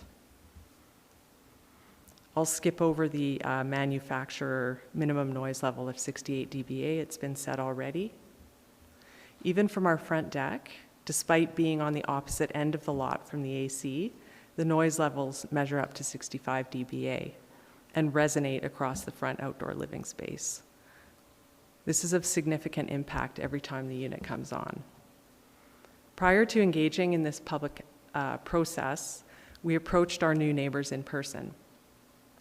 We quickly took action to express our concern, emphasizing our wish to build positive neighbor relationships. We requested they move the unit to a location that would comply with land use bylaws standards and mitigate acoustic impact. We also requested that the unit be shut off after 10 p.m. to respect TOC, Town of Canmore's community standard bylaws, and eliminate nighttime noise disruption. The fact that we're here today unfortunately speaks to our new neighbors' response to these requests. Further to this and before closing, I'd like to comment on the applicant's submissions, specifically their Appendix A, chronology of discussions and resolution actions with neighbors on pages 23 and 24 of the submission of the package. This chronology provides key information that we regard as incomplete, taken out of context, or incorrect, and that would imply or suggest we engaged in discussions in bad faith or with a disingenuous intent. We prefer to share the actual content of our communications without interpretation or bias to allow the board to build a balanced view of the interactions. So the below appendix contains a chronology of events and chronology of text messages in their entirety, which I will spare you reading out loud, of course. Besides an incidental and brief encounter of August 15th and our meeting of August 22nd with the appellant, this is the only contact we've had with them. Notwithstanding the appellant's submissions, the installation of the AC contravening the TOC land use bylaws and community standards has upset our quiet enjoyment and the tranquility and character of the neighborhood and community. Its placement threatens the integrity of the town, its standards and bylaws. Town regulations exist to preserve and protect the community, and we sincerely hope and respectfully request that the AC be moved to a compliant location, and until that time, the AC be shut off from 10 p.m. to 7 a.m. in conformance with the community standards bylaws. Thank you very much for your consideration. Thank you very much for your submissions. Board, any questions? None for me, thank you. Thank you so much. Thank you.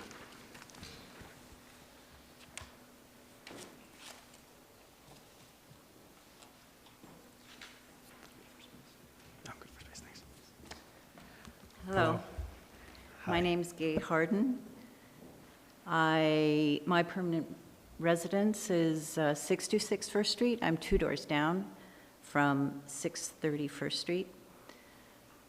I submit this impact statement to object to the request for variance and to respectfully request that you, the appeals board, not grant a variance to the side yard setback. I also request that if the air conditioning unit is moved to another location on the property at 630 First Street, that it comply with the land use bylaw, the community standards bylaw, and the climate action plan. If the AC at 631st Street is moved to another location, I request that mitigating measures be taken so it does not disturb the neighborhood. And I request that the AC be turned off between 10 p.m. and 7 a.m. until such time that this issue is resolved. Excuse me, has my impact statement been distributed? Yep, we received a written submission. Would you like the document to be circulated? Yes, please.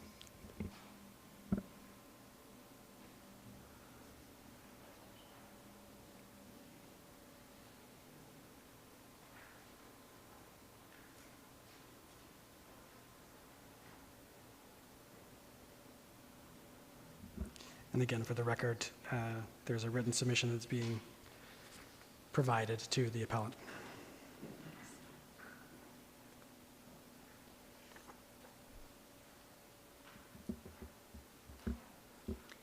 My lifestyle has been altered by the running of this air conditioning unit. Not sleeping well for a few nights at a time is manageable. Not sleeping well for a week or more is unmanageable and unhealthy. The impact of the AC unit is more than simply marginal, as is stated in the staff report on page 4.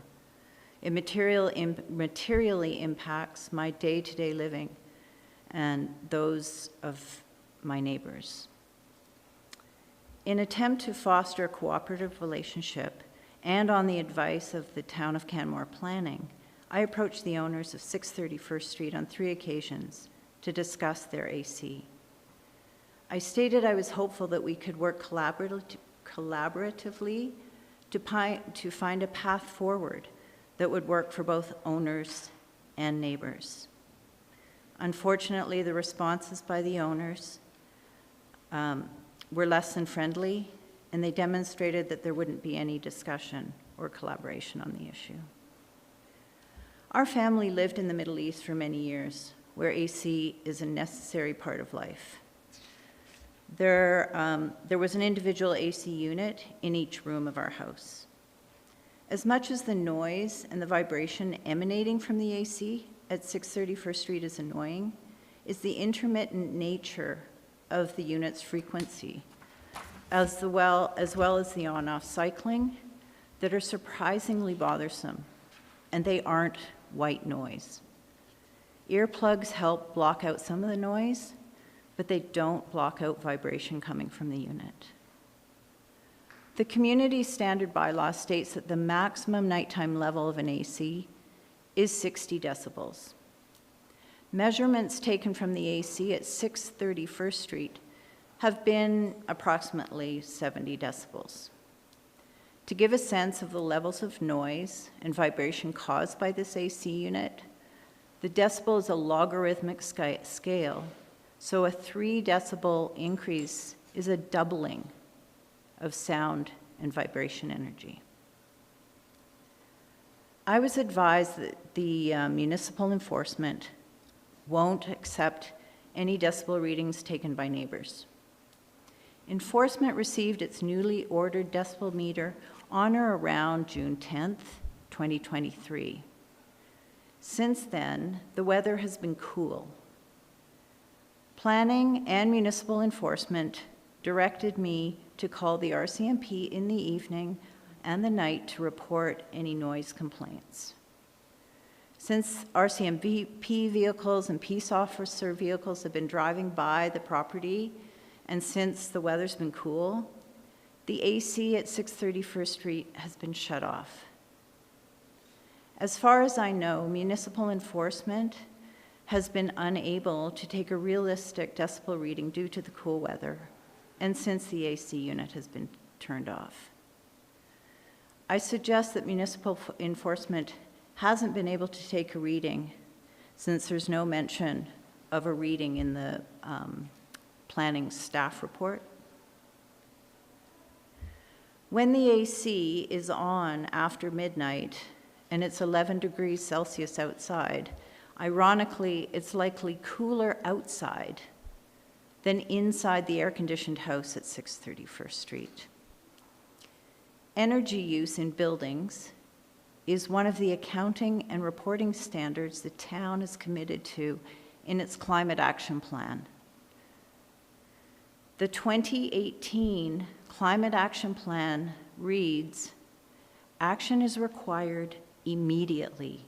That was written in 2018. In all of the sectors in order to set up the community for success. By adopting a 2050 aspirational target, the town is signaling to citizens and businesses that significant emission reductions are required now. Does not an AC running when it's 11 degrees Celsius outside contradict the climate action plan? While the town is committed to and is promoting best practices, large homes that use a disproportionate amount of electricity to power ACs contradict its own policies and standards. In August of 2022, I wrote a letter to Lauren Miller, who is manager of planning, asking why the town's building codes don't align with the town's clean energy and climate action initiatives. I think this appeal is an opportunity for the town to demonstrate and to signal to citizens that the town adheres to and cares about its published policies and standards. I spoke with the town's planning department in August of 2022. During that conversation, I was told it was likely that the town would request that the AC be moved to an alternative location on the property. I support this.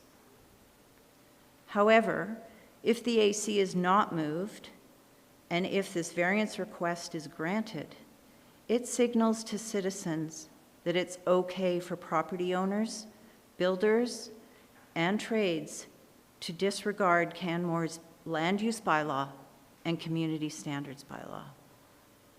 It would also demonstrate that the town's policies, standards, practices, and enforcements aren't aligned.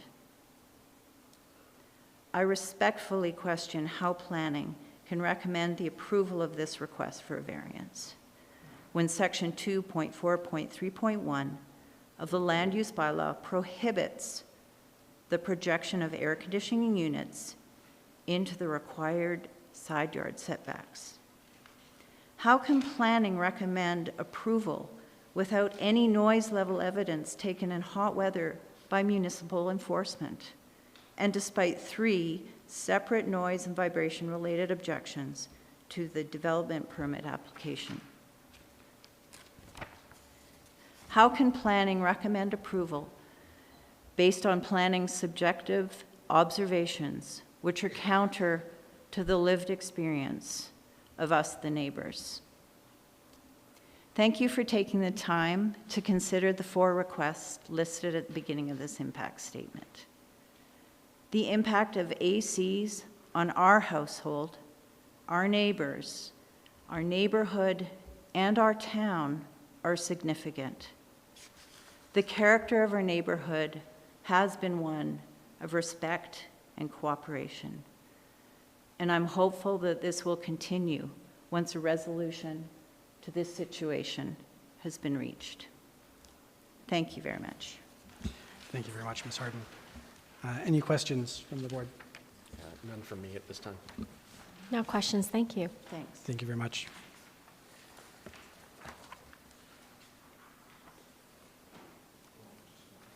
If you could just hand it to the Madam Clerk and she'll pass it around. Thank you. Just so I have a sense, how many other people are here to speak in opposition of the appeal? Just you? All right. Yeah.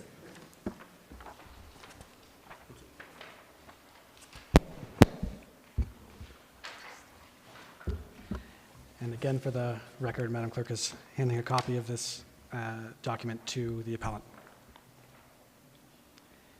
All right, if you could just give us your name and and launch into it. Sure. Mr. Chair, members of the Development Appeal Board, and fellow citizens here today, my name is Dave Lougheed. I am co-owner of 634 First Street, which is a direct adjacent neighbor to the appellant. My wife, Dana, was unable to be here today, but I speak on our behalf.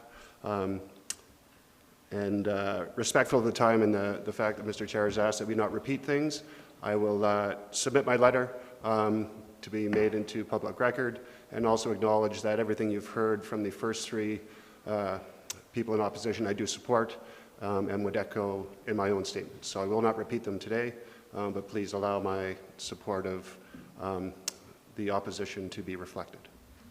Thank you very much, sir. So with that being said, and again, not to repeat the issues, I do have a couple of significant comments just for the record and so that it's on the audio record. First of all, that where we started in listening to the town, it was brought into focus that this is not an issue about noise, it's about the variance. And I would say by listening to the dialogue today from both the appellants and the people in opposition, that there can't be anything but connected, because it is very difficult to separate those two. And even the appellant spent a lot of time talking about the noise and defending the noise, so it is real. So my comments are very succinctly that the negative impact, which is what our statement was supposed to be in terms of impacts, that the negative impact on the direct neighbors is real. From the people who are not direct neighbors but in close proximity, that the negative impact on the community is real. That the negative impact on the broader community and moving forward is real. That the behavior and actions of the appellants which knowingly violated the Town of Canmore bylaws as acknowledged by themselves today is real. That on the advice of their building contractors, they chose to disregard the bylaws and move forward on the hope that they would get an appeal after the fact. And again, for the reasons as already stated it, and I won't take up other people's time, that for the reasons of the supporting information presented today and by the presenters, that I would just respectfully ask that the application for a variance to the side yard setback be denied. Full stop. Thank you. Thank you very much. Any questions for Mr. Lougheed? None for me. Thank you, Mr. Lougheed. I do have a quick question for you. So to be sure, you're on the opposite side of the fellow Yes, it goes behind you. 626, 630, 634. So we're on the corner unit. Okay. It is our principal residence. Okay. We are in the process of finishing our build to be able to enjoy Canmore full-time. And so obviously have been there ever since, we've owned the property before they started their build. We've owned the property all the way through the build. And this was brought to our attention last summer when we were out of town, that the air conditioning unit had been installed. And again, having just gone through the process and working with our builders, we're well aware that we have allocated space and are aware where we put a unit that is in compliance for the land use bylaws for the town. Right. So I don't consider the lot size a constraint. We bought the lot knowing what the lot size was, so we can't look beyond that. Our lot size is our lot size, and we comply to the bylaws and the variances that you get approved before the building process starts. And can I ask you if you've personally felt impact from the air conditioner that has been installed, because it's on the opposite side of your house, is that correct? It is correct. Yes, it is audible from our side. Staying at a friend's place, and as you do when you build, you come up to check on things, and I was walking by because of what's heard and just wanting to make sure I had an understanding. So it was after 10 p.m. We walked over from our neighbor's house, our previous neighbor's house on 3rd Street, and you could audibly hear as you approached our house, which was from the street, the sound of the air conditioning unit. So yes, from an impact, and as I say in my letter, more importantly, the impact on the neighbors is real, and the cascading impact on me because of the negative impact on my neighbors is starting to create friction within the community. And in a place where you live and work, you don't want that friction, and you work with your neighbors. And so, again, the impact on myself is real. I've left Toronto at 4 a.m. today to get to an appeal board hearing today to speak in support of that. We're committing the time. The people in opposition have committed the time to be here. The letters in support of the appellants, my observation is that they're from people directly, the builders, and not the community. So we're speaking on behalf of the community as neighbors, as the impact on us, and strictly on the basis, as has been acknowledged, that the bylaw is pretty clear, the bylaw was knowing, the bylaw was broken, and now we're asking for, permission after the fact is not the process. So it compromises the integrity of the whole appeal board process if we continue to just allow people to do and then ask for forgiveness. I appreciate that, and just one more question because we haven't been able to go through your letter, which we will do, but so the AC unit is built in a certain location. There have, through various presentations, identified 3 different possible locations for the AC to be where it would be in conformance with the land use bylaw if it were moved, even if it were on your side, because you're an affected neighbor, is acceptable to you. Is that correct? Looking at the locations that are available, obviously the one puts it directly closer to our home. Having said that, my belief is, and because I have a second home in Calgary with air conditioning units in a house about the similar size, there is no, with a properly installed vertically blowing air conditioner that's on a pad, we have 2 fans. I can stand at my back door and noise is not the problem. Today isn't an issue about noise. It's about location and precedent and process. If the air conditioner was installed in a legally conforming place, I am fine with that as a neighbor. The noise would then be the next question, right? But we're not here today to commingle the two and talk about noise. We're here to respect the process, respect the integrity of the town bylaws, say what should have been done, could have been done, would have been done, and let's make it right. And so, as a direct adjacent neighbor who is most closely impacted by the moving of the air conditioner, I would support it. I'm in the middle of a build. We've accommodated where our air conditioner could be, should we choose to put one in. It would be in compliant, and certainly as a good neighbor, if there was ever an issue of noise that would create friction, I would hope that I would acknowledge that and make it right. But we're asking to just respect the integrity of the town bylaws, to respect the precedent-setting nature of how do you manage that going forward if there are exceptions made. Today it seems fairly clear as a direct adjacent neighbor that the bylaws are broken, and now they're trying to get an exception for something that they knowingly, it wasn't that they didn't know, they've acknowledged that they knew, their builder knew, they said, but it won't get enforced, so don't worry about it. That's not the process we want as a community. That doesn't help us go forward, but as a direct neighbor, we support them putting in air conditioning to allow them to cool their house so that they can work there, so that they can manage their own health and wellness as they see fit. We're not asking for any information on their health status.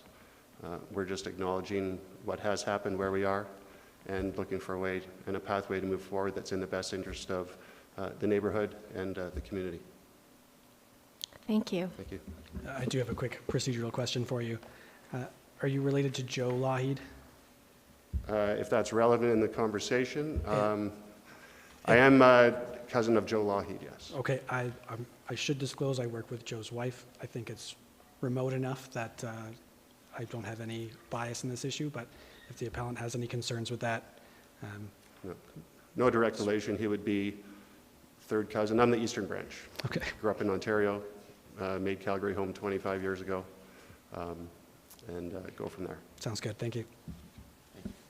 Appellants, do you have any concerns with the working relationship I have with Mr. Lahey's cousin's wife?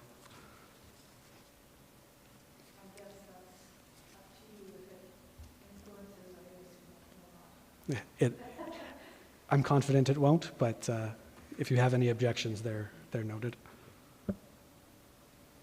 Thank you very much. That's okay.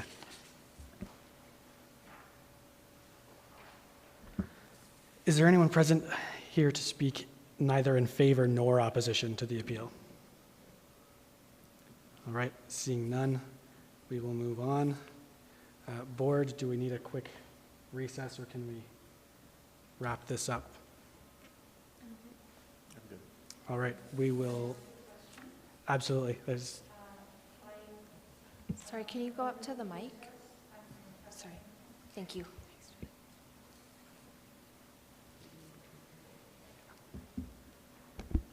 I'm not familiar with the process, but I understood that there might be an opportunity for us as appellants to respond to the information that was not provided in advance, because we did not have a chance to review any of it prior to hearing it for the first time today. Yes, absolutely. Is that, there will be a space for that? Yes. Thank you. Do you need some time to review the documents that you've received today? No, I think we can speak to it All right. now. Before you proceed, town administration has an opportunity to clarify, and then you'll be provided the last word. Thank you. So I'll invite town administration to make any clarifications or corrections that they need to.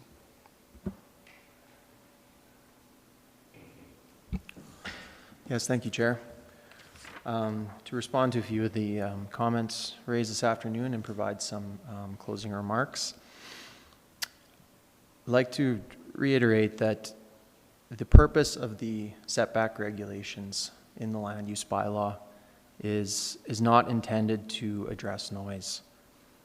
It's intended to preserve open space, privacy, fire separation, things of that nature.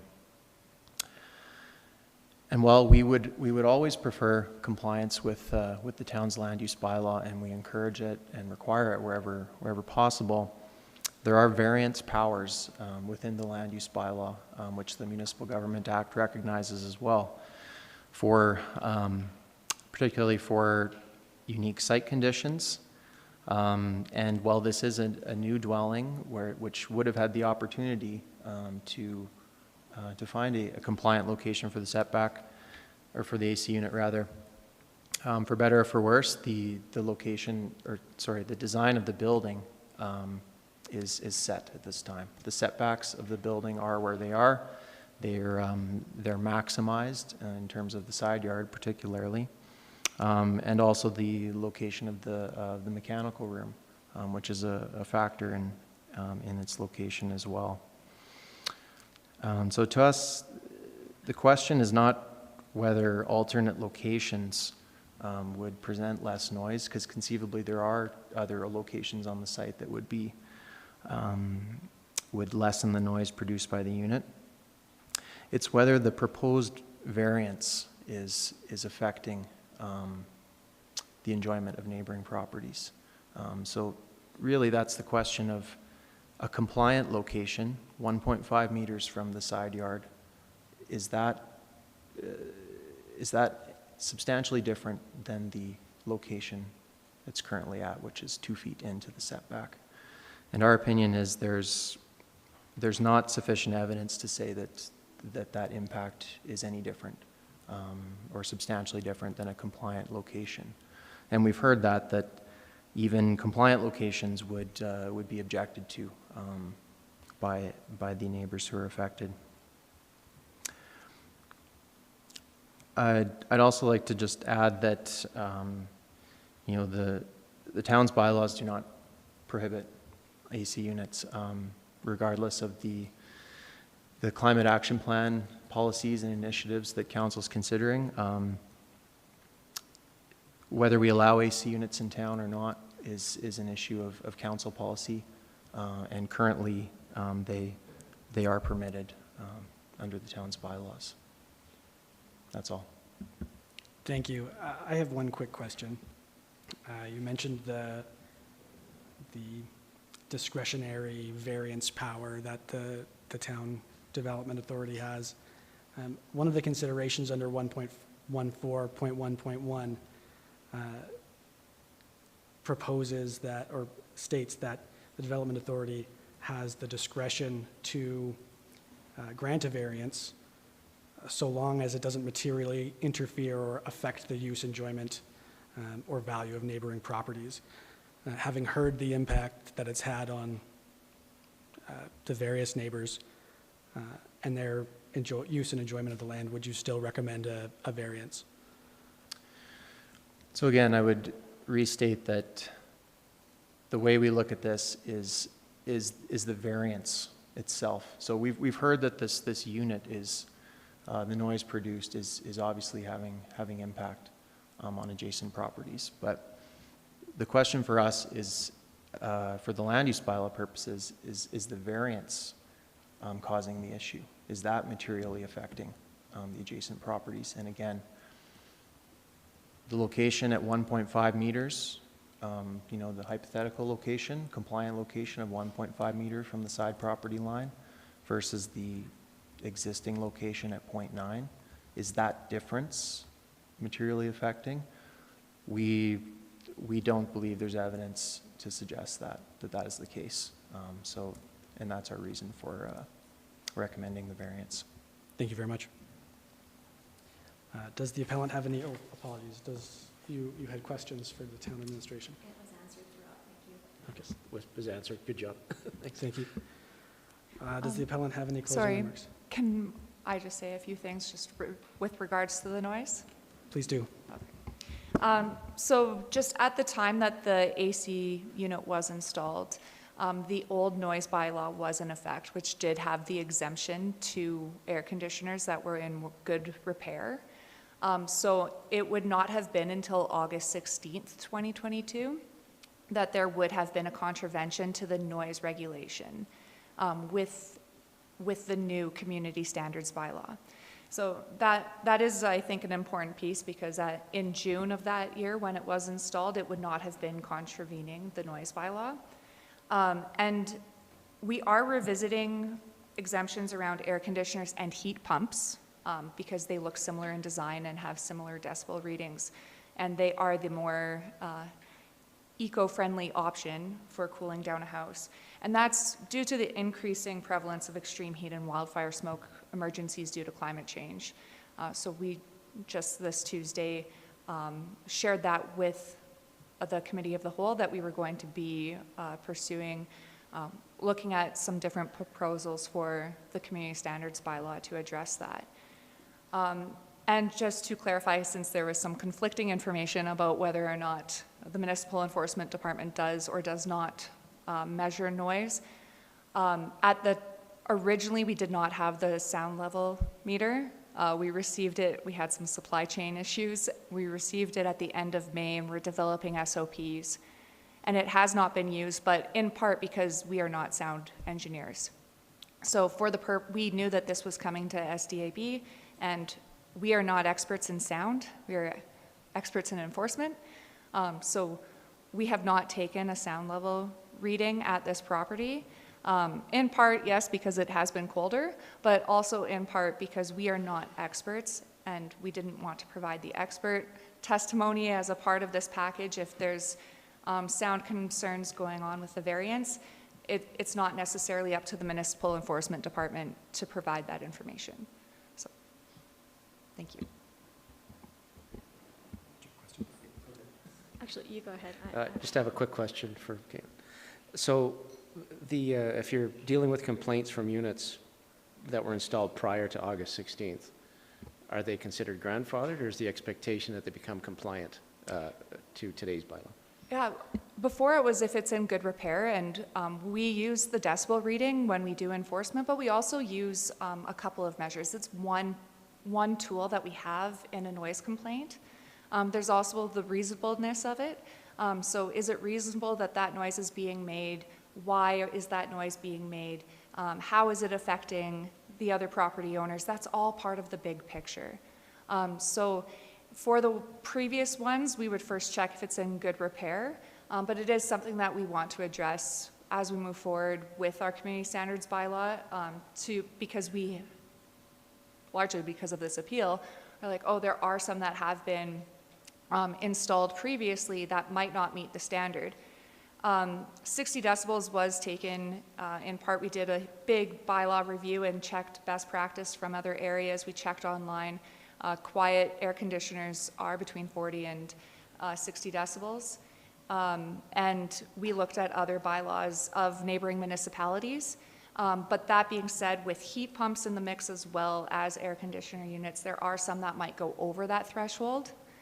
So again, is it reasonable? What does that look like? And with the prevalence of extreme heat and wildfire smoke emergencies, we've already had a wildfire smoke emergency this year, and we're not even into July yet. So with climate change, we need individuals to be resilient in their homes so that they are not looking for more resources from the town of Canmore in an emergency operation or cooling center.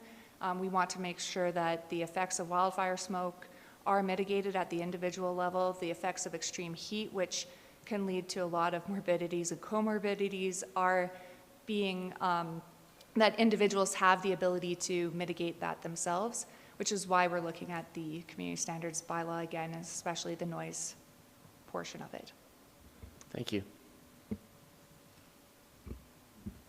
Go ahead.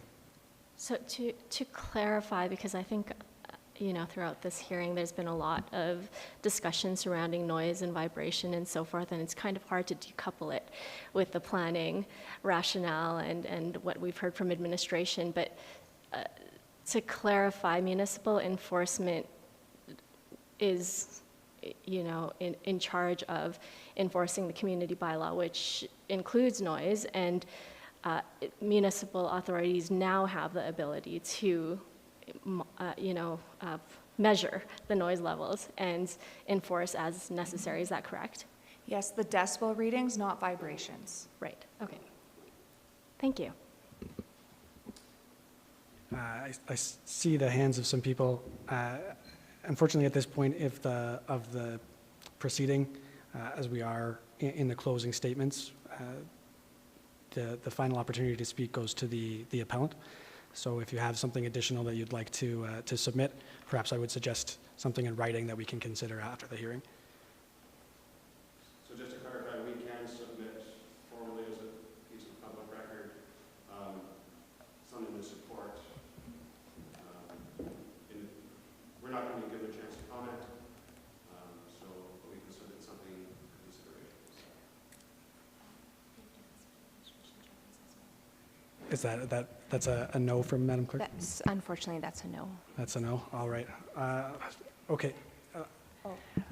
I will give a brief right of reply to the two gentlemen. Ms. Miller would like to add a comment, though. That's worthy. If it's specifically in regards to the community standards bylaw, then I would invite people to email council, who has the ability to make changes to that bylaw. I think that's a good suggestion. Is that the case? Like to make a comment? No? That's what I did in August of 2022. I wrote to Lauren Miller, and I copied the mayor and all of the councils to recommend that this is a huge issue and it's going to be a larger issue going forward. Okay. Okay. Acknowledged. The comments from the. My comment would just align with your colleague. That is that it is not easy. You cannot decouple. And for that reason, I think that the planning department's input at this point they should recuse themselves from this discussion, because they don't have the technical tools, either administratively or technically, to decouple an animate object that's dynamic, that emanates sound in a context where if you put a ladder or a chair or a static object between two buildings, it's totally, you can't couple it together. It has to be decoupled. They're trying to decouple it. You have to include them as one concept. So I would respectfully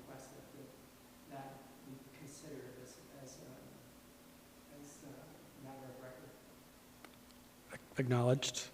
And Mr. Chair, I would just, you know, the negative impact does not account for visual or noise. So to remove any of the noise and just say, is there a negative impact?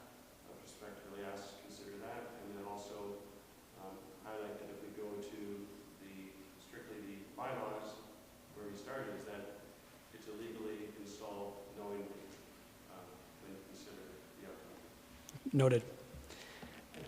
Thank you for those points. I'll now ask the appellants to make any final points they'd like to make. And just for the sake of time, I ask that you try not to provide a summary or repeat anything that you've said in the past or is in your presentation documents. We have read them and we will take those into account. Absolutely, thank you. I just want to make a couple of clarifications, and I think Ron has a couple of clarifications as well.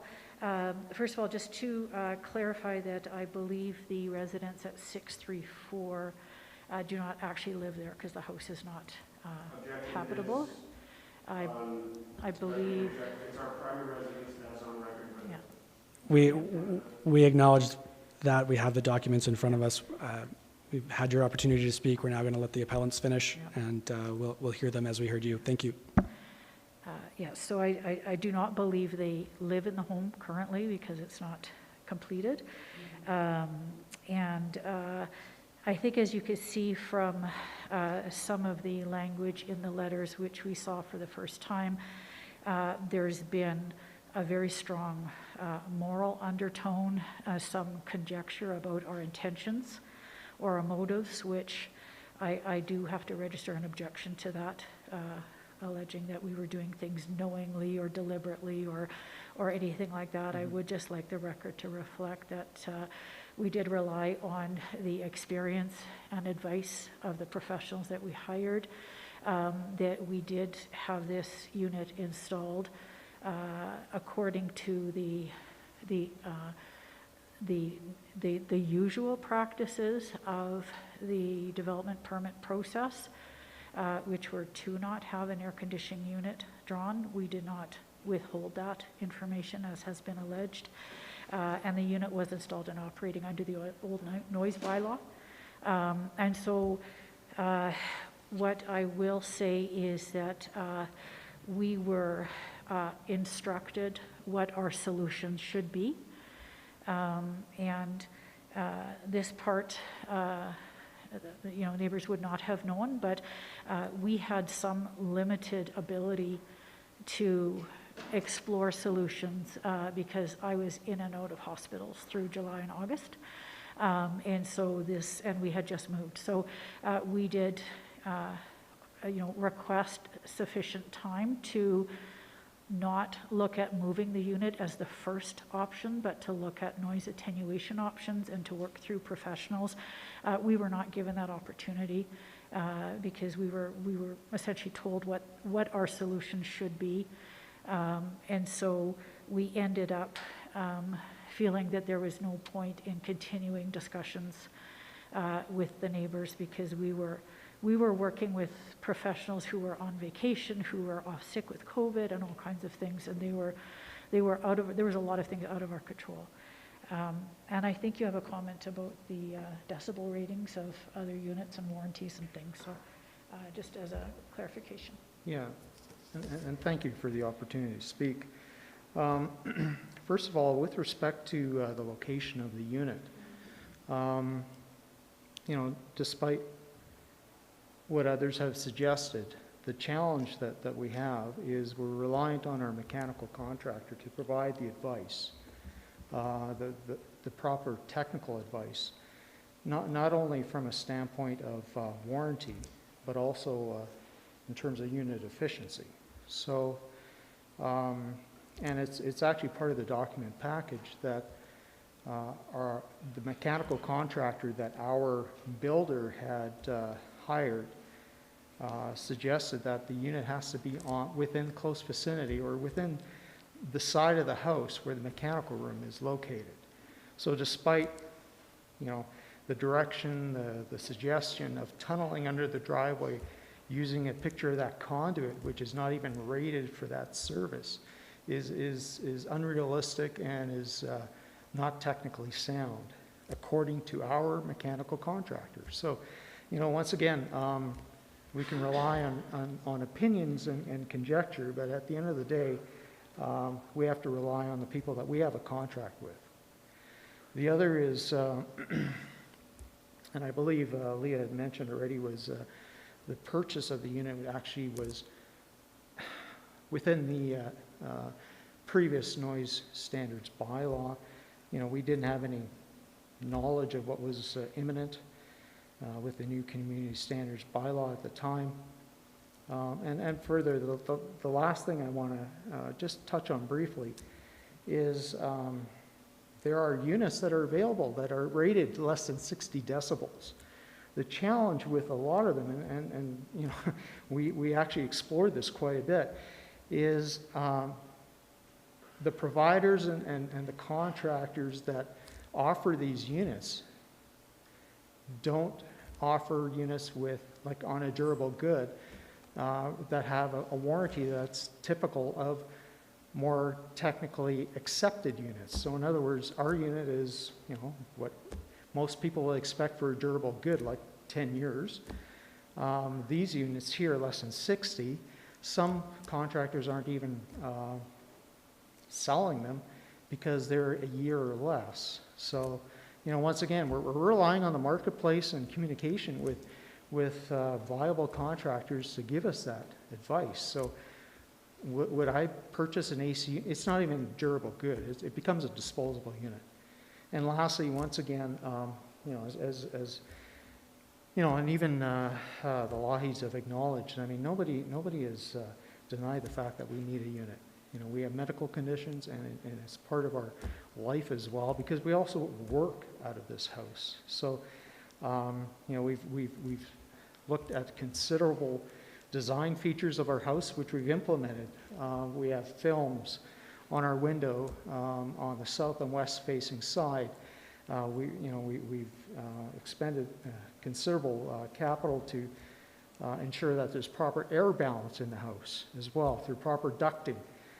We have 25% more ducting. We have 5 thermostats. The house is balanced. We've gone beyond what typical homeowners would expend on HVAC systems.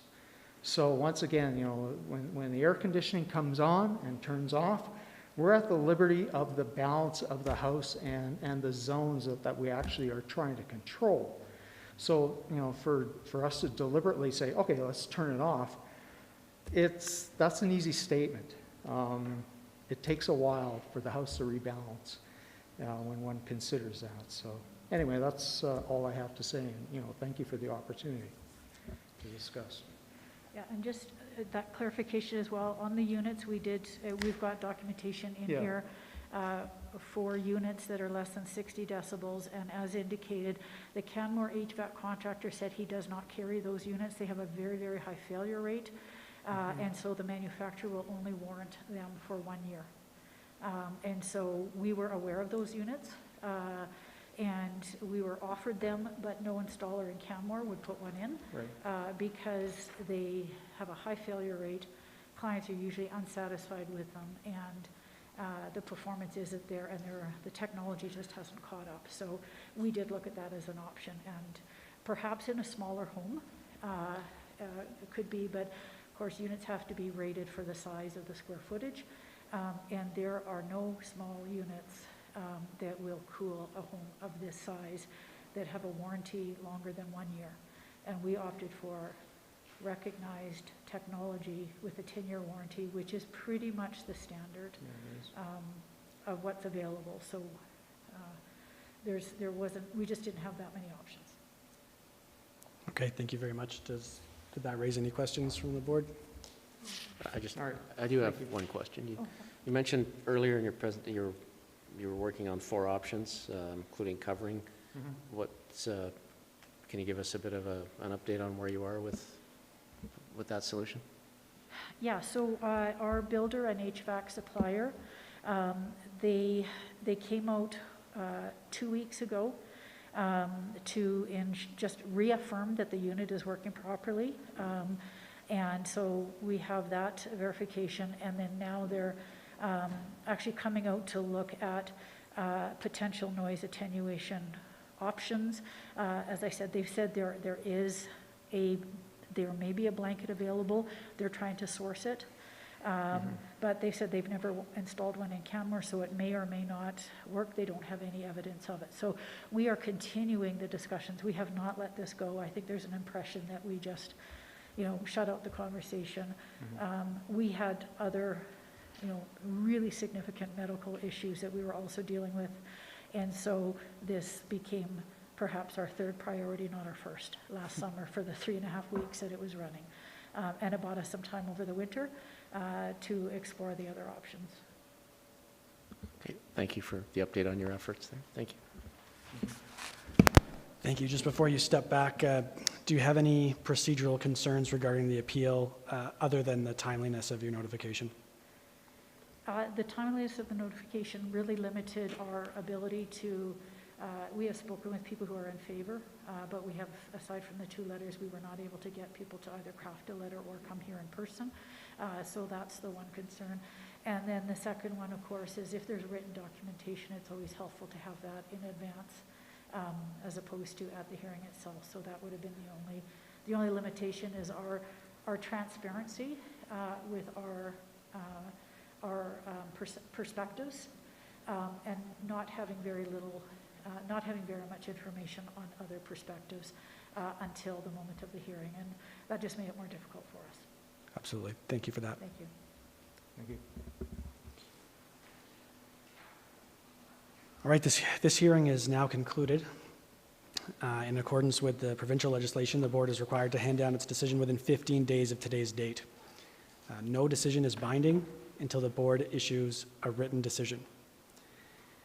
And at this point, before we head into the second hearing, thank you, those of you who are here for the second hearing, for sticking with us. We're going to take a break so that we can get ourselves organized. And so we'll reconvene at 3:45. Is that 10 minutes is okay? Yeah? All right, 10 minutes.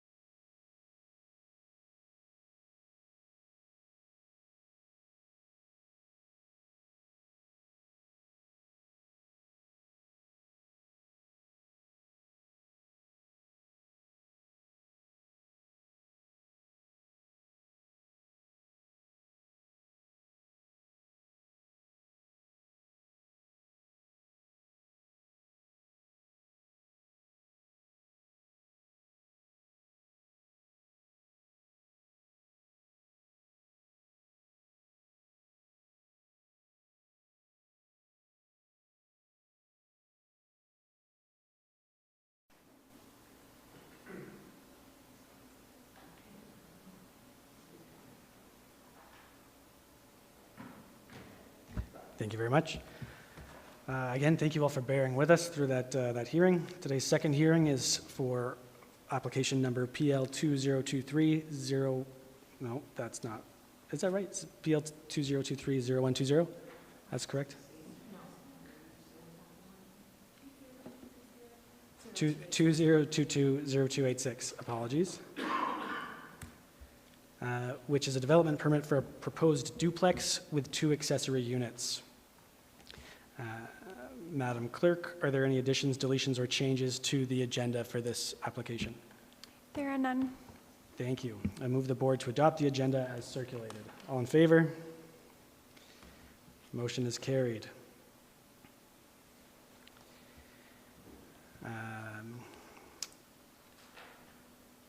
I'll now ask, before the development officer introduces the appeal, that the members of the town administration reintroduce themselves for the record, as we have people missing now.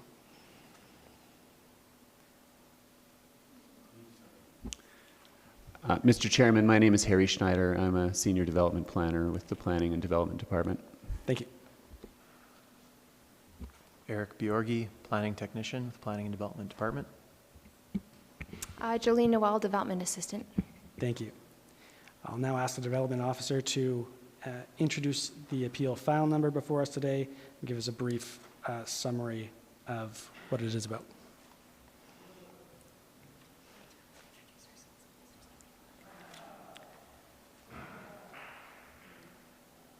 An excellent point by the panel member. To my right, we are going to reintroduce the panel, starting with member on the left.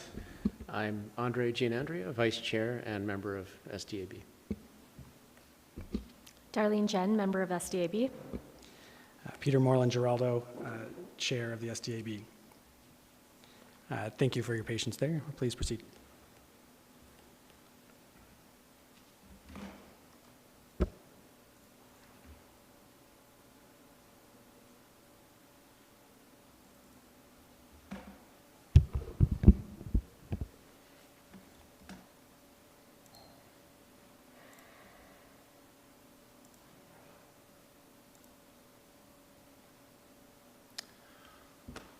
Hello again. I introduced myself before, but I'm Eric Bjorgi. I'm also the file manager and development officer for this application.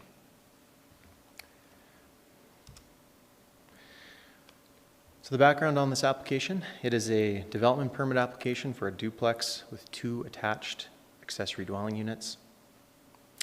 The property has a significant site constraint and limited development potential due to Spring Creek, a portion of Spring Creek being within the property boundaries.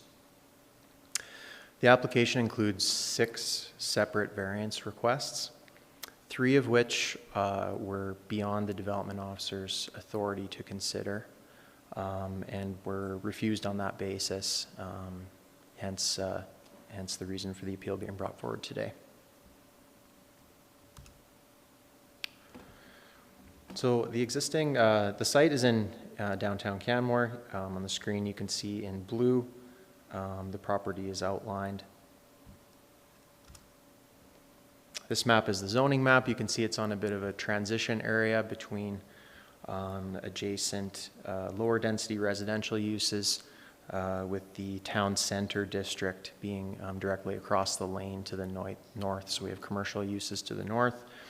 Other surrounding uses include detached dwellings and duplexes.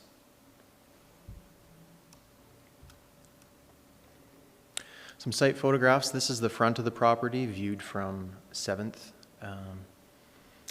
And you're seeing the garage, but it is the garage that's currently oriented to the front of the property in its current configuration.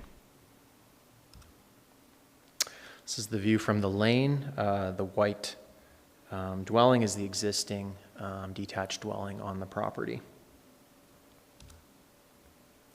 Just for further context, showing the existing buildings on the site. So you can see the dwelling is quite close to the rear property line along the lane to the top of the screen. We have the garage along 7th.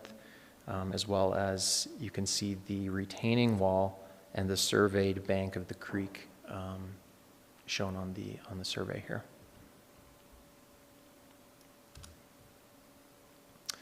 I'm going to show a few site photographs so we can get some more context on the creek and what that looks like, how that's situated within the property. So this is a photo from the applicant's submission, but it's facing west, and this is the retaining wall that you're seeing on the survey, and the adjacent duplex is what you're seeing in the background. The interior of the site, this is looking south. You can see to the left with the white fencing is where the creek terminates and the retaining wall is. You can see the yard is a developed residential yard with grass and ornamental landscaping. And there's not really much left there in terms of riparian or natural area. The site has been historically disturbed in that respect. And this is just the view looking north, the detached dwelling in white, and you can see the same fence, which would indicate the location of the retaining wall and creek to the right.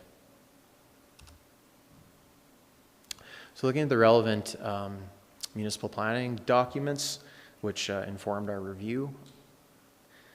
Firstly, the municipal development plan speaks to existing development, which is adjacent to a water body, and provides that further encroachment into a water body setback may be allowed provided the development proposal does not negatively impact the water body. It further guides us to have an environmental impact statement prepared to help make that determination and recommend any associated mitigations. Also relevant is the policy to encourage secondary suites. The accessory dwelling units, which are part of this application, fall under that category. The relevant standards within the land use bylaw are the R2A land use district regulations, in which duplexes as well as attached ADUs are permitted uses. Other sections of the bylaw are highlighted, which contain the relevant regulations that we used in the review, some of which I'll cover in the bylaw conformance discussion.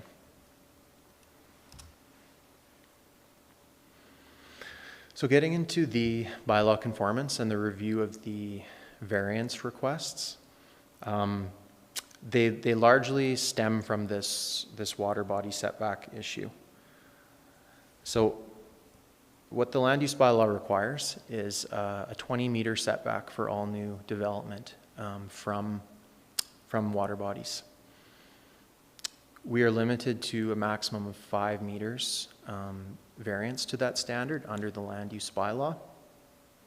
In this case, the maximum extent of the variance requested is at this point, which I've drawn a red circle around on the site plan. This is a building corner which is set at, proposed at 2.4 meters from the bank of the creek. The next closest point is 4 meters, which is highlighted in blue, and then the site kind of expands around there, leaving that area as yard space to kind of mirror, I suppose, and respect where the creek is located. And then the surveyed top of bank is highlighted in green just for emphasis.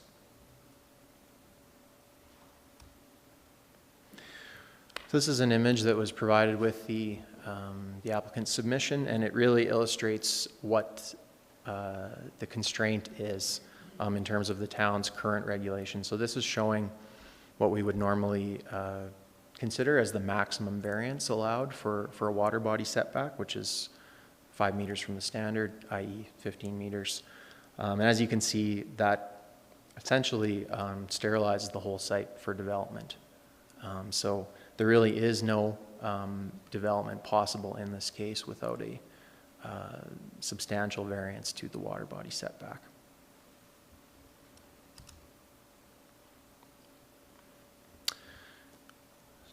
So as part of our review, we received an environmental impact statement prepared by a qualified professional.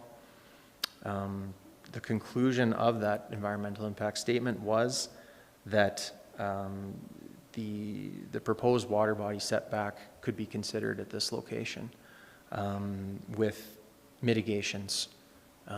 Namely, this is the engagement of a professional to monitor construction activities to ensure there's no impact to the creek, as well as replacing any native vegetation that is removed. And we've included that as recommended conditions in our draft Schedule A. I'd also note that the applicant has been working with the province, Alberta Parks rather, and this is to obtain a formal agreement for the existing retaining wall. The province has indicated this is their area of concern, is that they consider the shore and the bank of the creek to be the retaining wall essentially in this case, and that is what their agreement with the applicant is focused around, and that is in progress. And we have also put an extra condition suggested that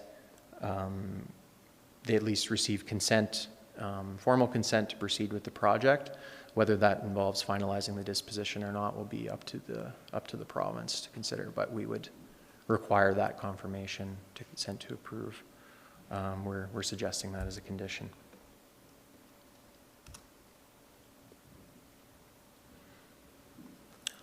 So moving on to the second variance that's proposed is the front yard setback. So this is a zoomed in version of the site plan. You see 7th Street highlighted. The 6-meter setback is the required setback in the R2A district. So you'll see the design that's proposed includes the west half of the site at a compliant setback, and then transitioning to the proposed setback of 3 meters from the front yard, from the front property line rather, as the site kind of meets the creek, which is kind of pushing the whole development out. So we believe this is a good design approach in this case. It provides for the building directly adjacent to existing development, being in compliance while allowing the transition to kind of work around the creek as they move further east on the property.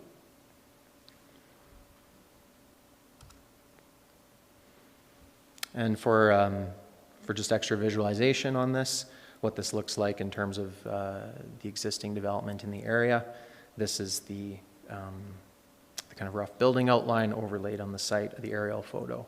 So you can see that kind of transition from the existing property towards the creek. The rear yard setback is very similar to the front. The development is essentially a mirror image of each other on a north to south orientation. The difference with the rear yard setback is the variance is more substantial. It's a 7.5 meter requirement under the land use bylaw, and again they're asking for the 3 meter setback for the west half of the development.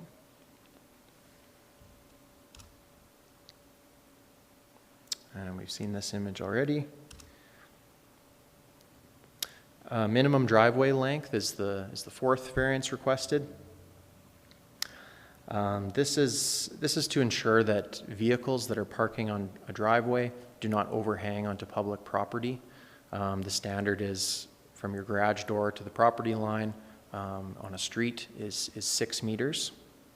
This does not apply to the rear lane, which has a reduced requirement of 1.5. So this variance is only for the front yard. In this case, I'll just skip to an image here to show this.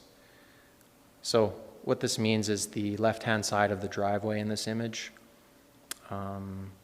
that would not be permitted for parking. Normally we would require that garage to be at the setback line of 6 meters, which would kind of dual purpose achieve this minimum driveway length. In this case, that spot on the driveway is not required to meet the on-site parking requirements. And again, this is all being triggered by the presence of the creek on the site, which is pushing development, restricting that interior portion of the lot. So they're able to meet the on-site parking requirements. We have included a condition that they provide a kind of demarcation of the property line in terms of soft landscaping, fencing, plantings, that kind of thing, to just further reinforce the location of that property line to hopefully prevent parking from overhanging on public property. But again, if that did happen, that would be something that could be addressed through other bylaws.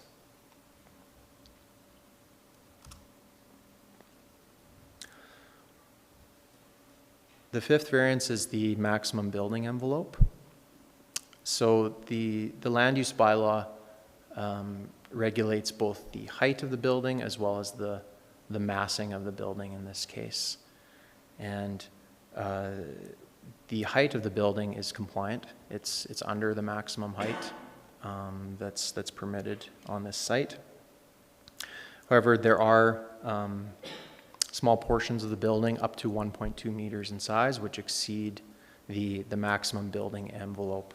And I'll show you some images of what those look like. So this is highlighted in red is kind of the box that the building has to fit in when you take into account the requested setbacks. And you'll see that it's kind of cut off at 45 degrees at either end of the property. So this is where the variance is applying. The highlighted in green is the portions of the building which are exceeding the maximum envelope up to a distance of 1.2 meters. And you'll see that there's actually portions of the envelope which are not being utilized by the building in the center of the building as well as towards the end. So in that respect, we feel like this is a minor variance request, and in the balance of what they have used, have left unused versus the variance they're proposing, the impact should be minimal. So this is the same view of the building from the other side. I'll note that what you're about to see in the subsequent images, the projections beyond the envelope are these. They're not for the whole length of the building. They're these features along the side here. So what you see from the front view and the rear view doesn't extend the whole building length. It's a feature. And again, you can see in this image how much of the height envelope is not being utilized in this case.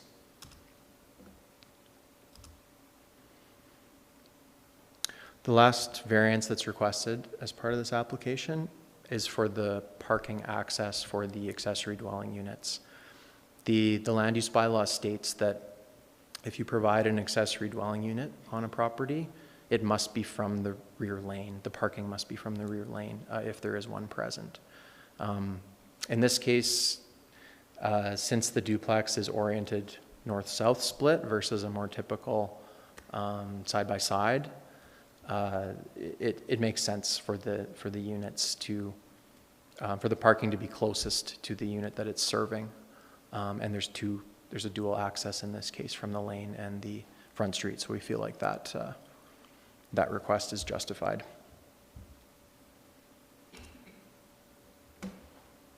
Here's just a quick visualization of the parking access as well as to show you the on-site parking requirements, which are 2 stalls for each of the duplex units and 1 stall for each of the accessory units, with 2 separate driveways, one from the street and one from the rear lane.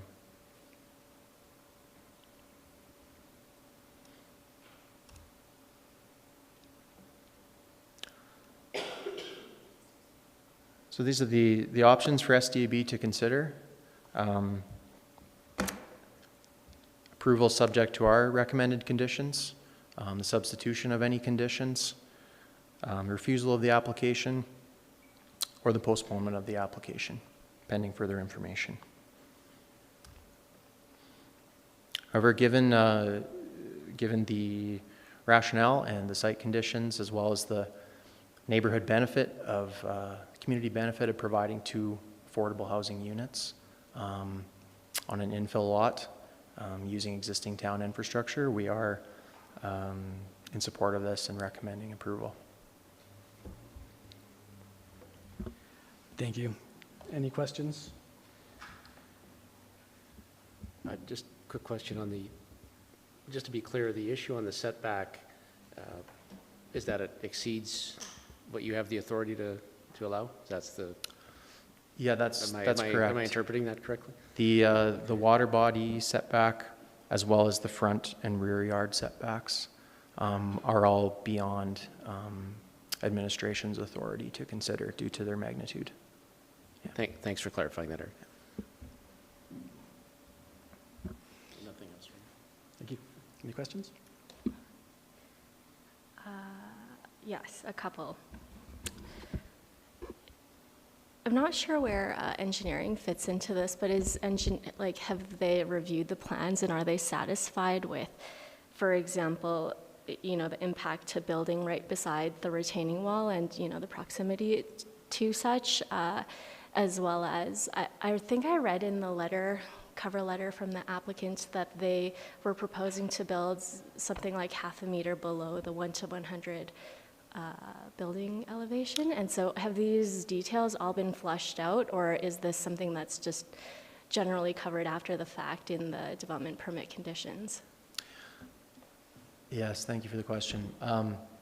So referencing the letter, so this, that was part of the original submission. We've had a number of iterations of the design before getting to the appeal today. So the current design, which is before you, the plans that are before you, are compliant with the minimum flood elevations. It was initially not proposed as such, which is why there's that reference to that in the letter. But the current design does meet that minimum main floor elevation, which is required by the town's bylaws. Yes, this has had a review by the engineering department for their considerations, and they're satisfied with the plans. Any comments they had as part of that review are included in the Schedule A. Anything that required follow-up. And does that review consider not just the building itself, but also just the stability with respect to the proximity to the existing retaining wall? Because, I would just presume that there could be structural implications building so closely to something that already exists. Right. So the retaining wall, as I mentioned, is really the responsibility of the province in this case, because we are dealing with a water body. Right, okay. So any impacts to that retaining wall would be dealt with through provincial approvals. And as I said, there has been contact made. The province has already seen these plans. The applicant can speak to this better than I can, but yeah, any impact to the retaining wall will be part of the provincial disposition. I will say as well that as part of our standard building permit process, a geotechnical engineer has to be engaged to make recommendations on soil conditions, foundation design, et cetera. One more question. Sure. Can you confirm again, do they require 3 parking stalls or do they require 2 6 in total or 4 in total? They require 6 in total. So there's 4 dwelling units proposed for the site. So 2 duplex units at 2 stalls per unit, 4, and then 1 for each of the accessory units.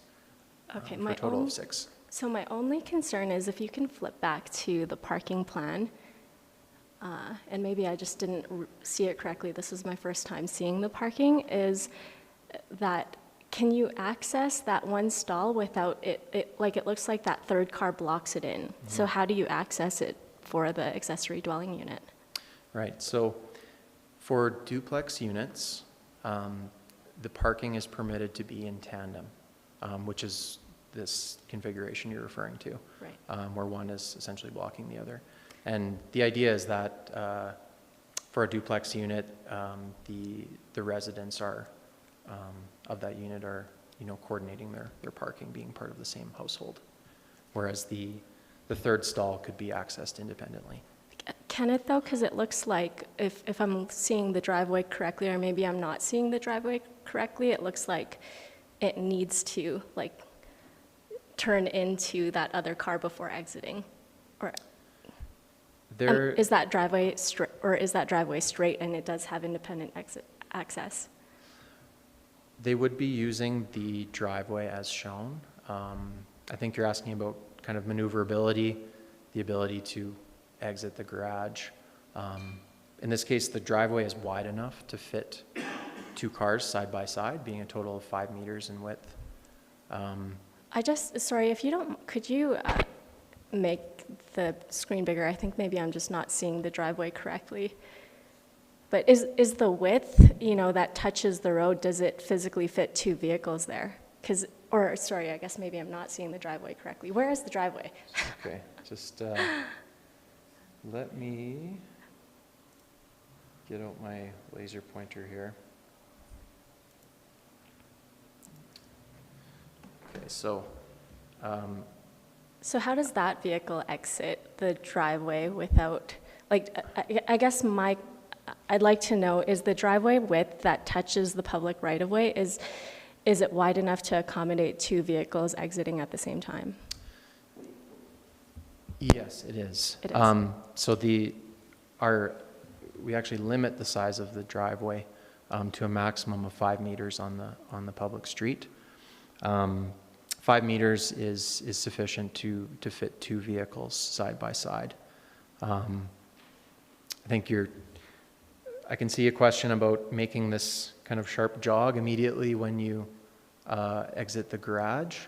However, there would be the option of the applicant filling in that portion with driveway in order to hit the property line at the appropriate angle to pass side by side. Thank you.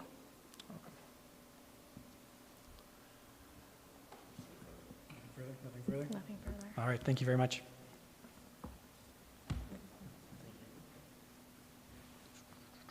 Okay, I will now ask the appellant or their agent to come forward and identify themselves to the board.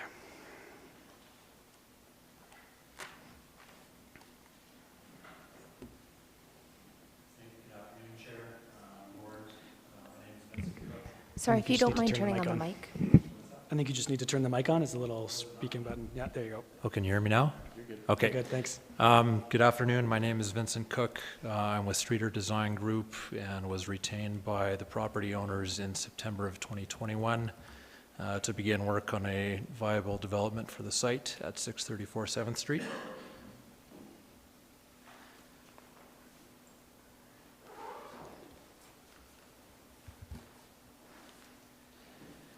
Just before, as you're getting set up there, do you have any objection to any of the board members hearing this appeal? No. No cousins' wives that I work with? Well, I guess you'll have to tell me that, but I don't think so. And have you received a copy of the agenda package distributed to the board? I did, yes. Any objections with its contents? No. All right, thanks.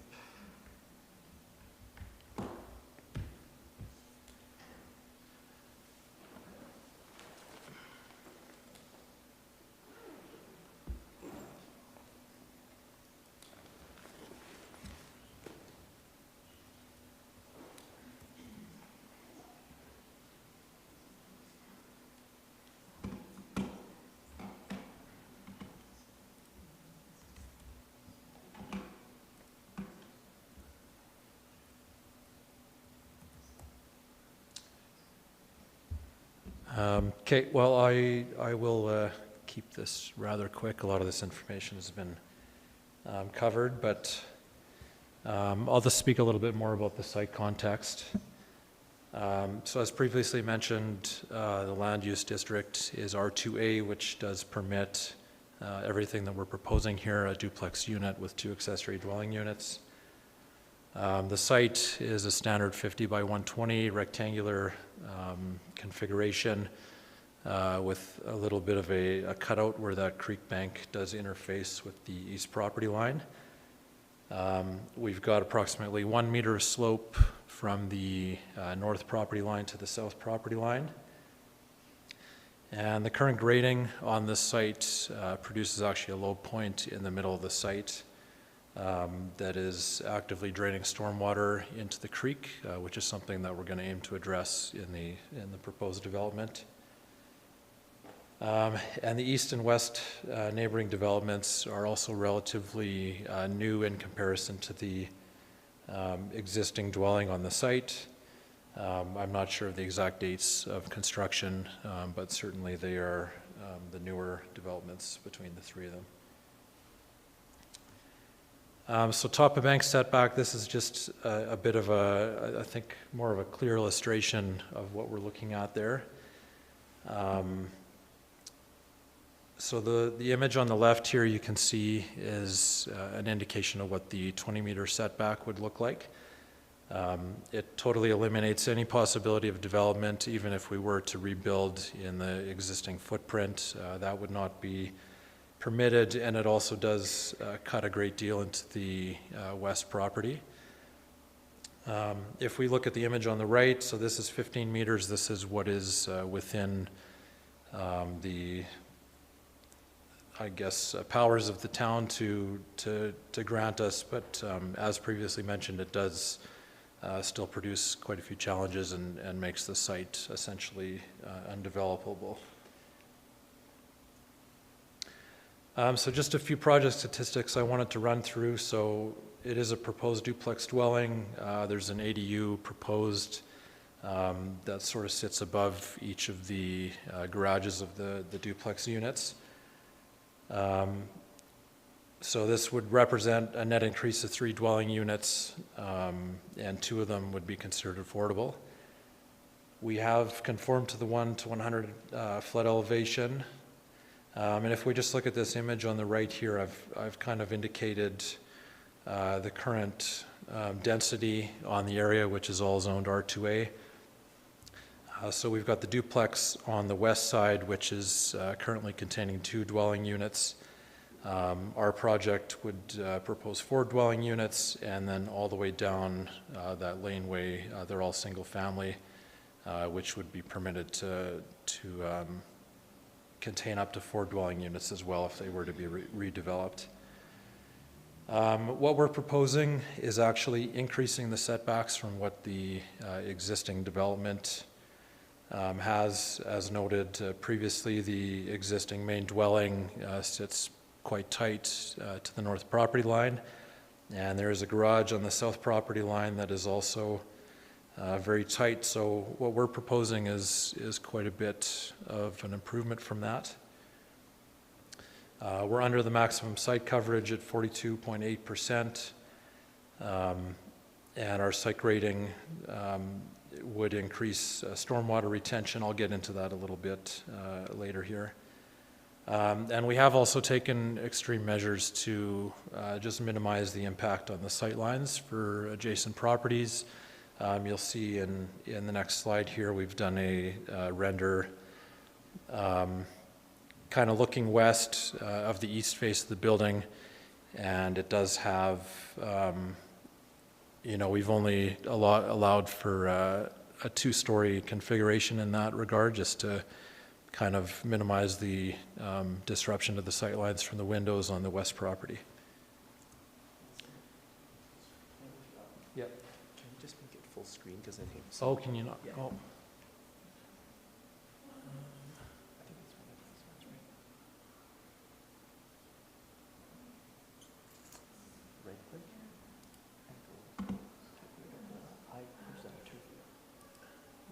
Okay. Sorry about that. So here's a couple just conceptual renders of the project. We've gone with a mountain contemporary style, so there's lots of use of natural materials. We've got natural stone, which is prescribed in the land use bylaw. There's a high degree of facade articulation. We feel that it is contextually appropriate with the neighborhood when we're looking at other developments that have been previously approved in the district. Sightline considerations, if you kind of look at that, the center portion of the project up here, we've opted to drop the roof line there just in consideration of that west property. You know, obviously any sort of development on the site is going to hinder a bit of the views out of some of the windows that we have there, so we've certainly given that a lot of consideration. And as far as the ADU access as well, we've kind of located those on the east side to kind of detract from that, I think, negative connotation that comes with having accessory dwelling units. So certainly from the streetscapes, it would not appear that, you know, this is a four-dwelling development. This is a shadow analysis. So along the top there we have the summer solstice, fall equinox, and then the winter solstice along the bottom. We haven't shown any of the vegetation on the site, but there are a number of large trees in the neighborhood that are currently producing a lot of shadowing as well. But we don't feel that there's any strong negative impacts on any of the adjacent properties outside of, you know, kind of the extreme dawn and dusk conditions.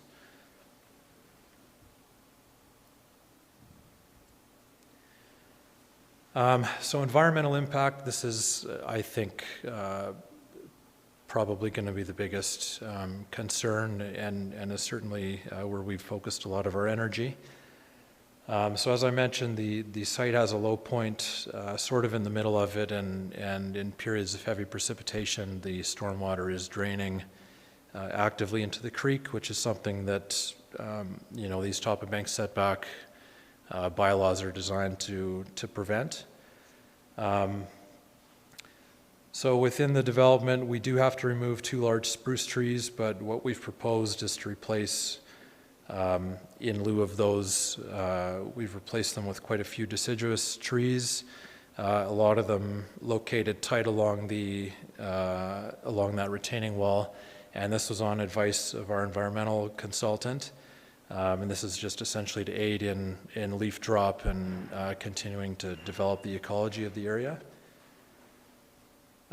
We've also proposed 2 dry wells that you can see that are, you know, sort of located in that courtyard area, and these are to help mitigate the stormwater retention and just ensure that we've got proper filtration for any stormwater that is draining into there.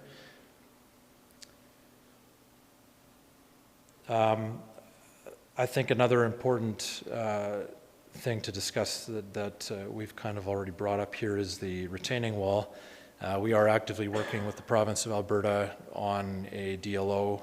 It's not yet approved, but we have quite lengthy correspondence with them that would suggest that they are going to support it. In our discussions with them on the proposed development, their only concern from an environmental standpoint was that the integrity of that wall is maintained throughout construction. And that's certainly something that we're focusing on and indeed are going to work very strongly on with our foundation design to ensure that that stays. We also have, as part of these conditions with the DLO, we will be proposing an erosion and sediment control plan that'll be utilized throughout construction just to make sure that we don't have any, you know, silt shifting or anything like that. And I just want to speak a little bit on our approach with the foundations. Of course, we're not going to know exactly how that's going to look until we engage geotech and structural engineering. But it is our intention to use a screw pile and grade beam foundation system. You know, we're very sensitive to the fact that there's likely a high water table in that area. a lot of groundwater that could potentially be flowing in and out of there in periods of high water. And we don't necessarily want to go in there and start excavating the site and disrupt that at all. So we feel that using screw piles and grade beams is probably going to be an appropriate solution there. And the other point that I would mention that was brought up by our environmental consultant as well was that a lot of the damage that would have been done to the banks has already occurred. It's impossible to say when. I know a lot of the neighbors that have lived in the community for a long time knew the original owners of the property, and they had kind of commented on when the retaining wall was built. But we don't have any firm dates on that. What we do know is that our proposed development is not going to further impact the banks. And so we're just asking that the appeal be accepted, just on the basis of the due diligence that we've done and the responsibility that we've taken in the design approach over the previous 2 years. Thank you. Thank you. Any questions? Not at this time. I do have a question Okay. about impact on neighboring properties. Yes. With the water level and storm water drainage. Has there been any design or thought put into how this construction and the continued use of the property will impact the neighbors should there be another 2013 flood event? Are you specifically speaking in terms of site drainage or just general water flow? Or? Yeah, site drainage and flood mitigation, and its impact on So neighboring we have properties. proposed in the site plan to sort of swale the water down the east and west property lines. On the east side specifically, it would direct the water to the north and south, and that's stipulated in the land use bylaw as well, that they're not allowed to, we're not permitted to drain water onto the adjacent properties. And then a bulk of the water that is falling, or whether it would be a flood, whatever the event is, a lot of that would sort of ingress from the creek into that courtyard area would be actively drained out through those dry wells. And again, we'll of course have those engineered to town standards.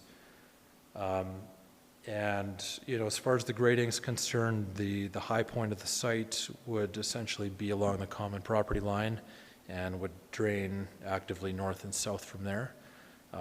So we do feel that the grading that's proposed would certainly protect the adjacent properties from any sort of adverse effects. All right, thank you. Okay, I have no further questions. Okay.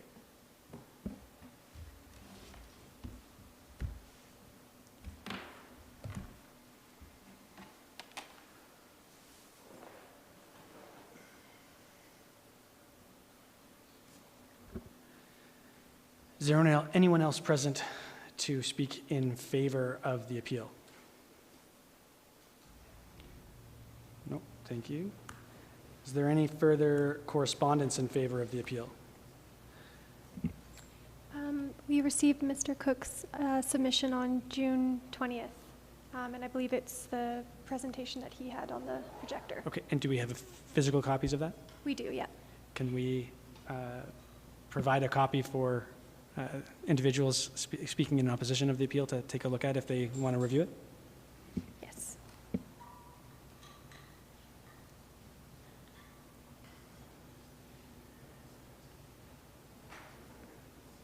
you want a copy of that?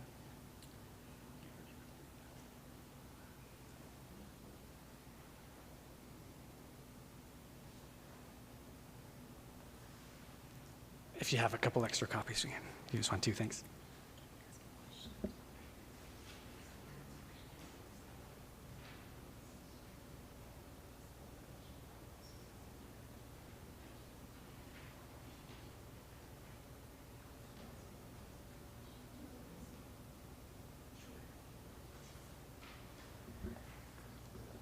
I'm just going to, we're going to take a brief 5-minute recess. We have a question for The clerk?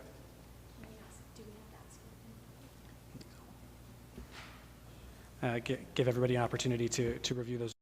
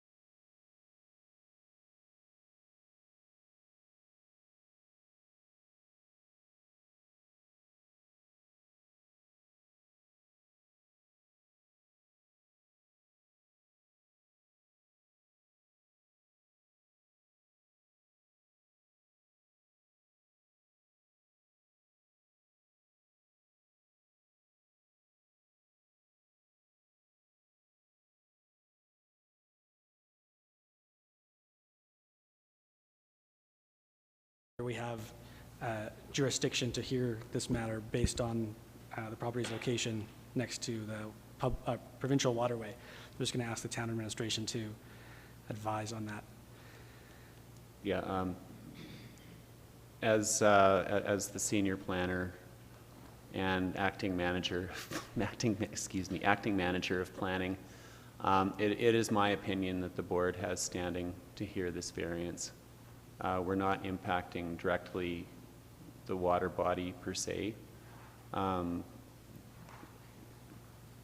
the land use bylaw sets out setbacks, and there is a procedure that basically limits the variance power of the development authority, but the SDAB has the ability to consider a broader scope.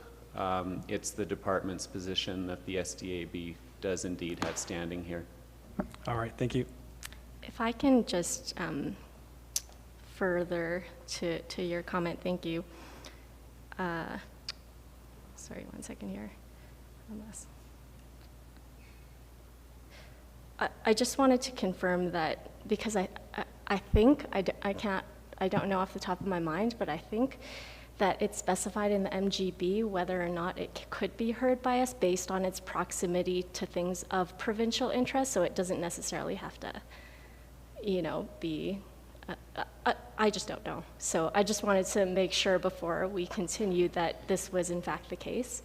But if that's your opinion and that we should move forward with the hearing, then we'll move forward with the hearing. It's through the chair, to answer Ms. Jen's question, I am not a lawyer.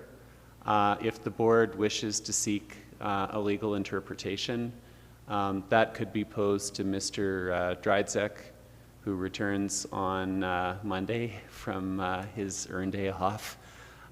In theory, the board could suspend the hearing and then would have to give notice to the public as to when it would be restarted again.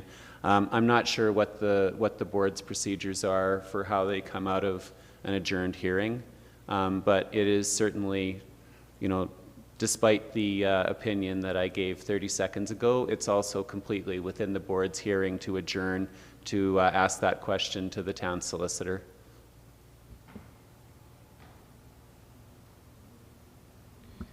Yeah, I think we need to take a 5-minute break to look up the legislation and make sure that we have jurisdiction. Please, Scott.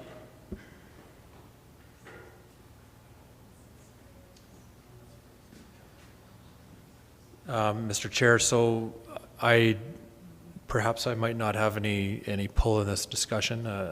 Obviously, it's a little bit above my head, but there was quite a bit of back and forth between myself, the province, the planning department over the past 2 years about who actually held jurisdiction to relax the setback. And I do have quite lengthy email correspondence with the province. My correspondent's name was Brian Allen with the Parks and Wildlife Department. And he clearly states, and I believe he had provided some legal documents as well, to support it that it was within the SDAB's authority to rule on the setbacks. I can provide, like, if I need to. Are you able to provide that relatively quickly? Like, how quickly? 5-10 minutes? 5 minutes? If you could potentially send it to the clerk and she could maybe print let out me a see copy. what I can do. Thanks.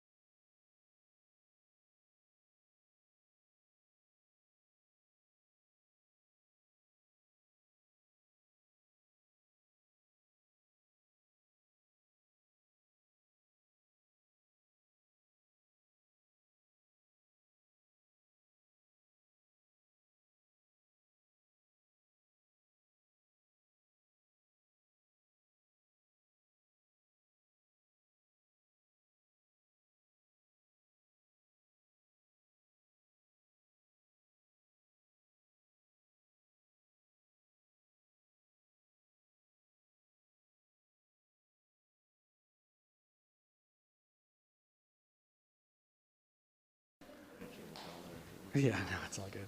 All right.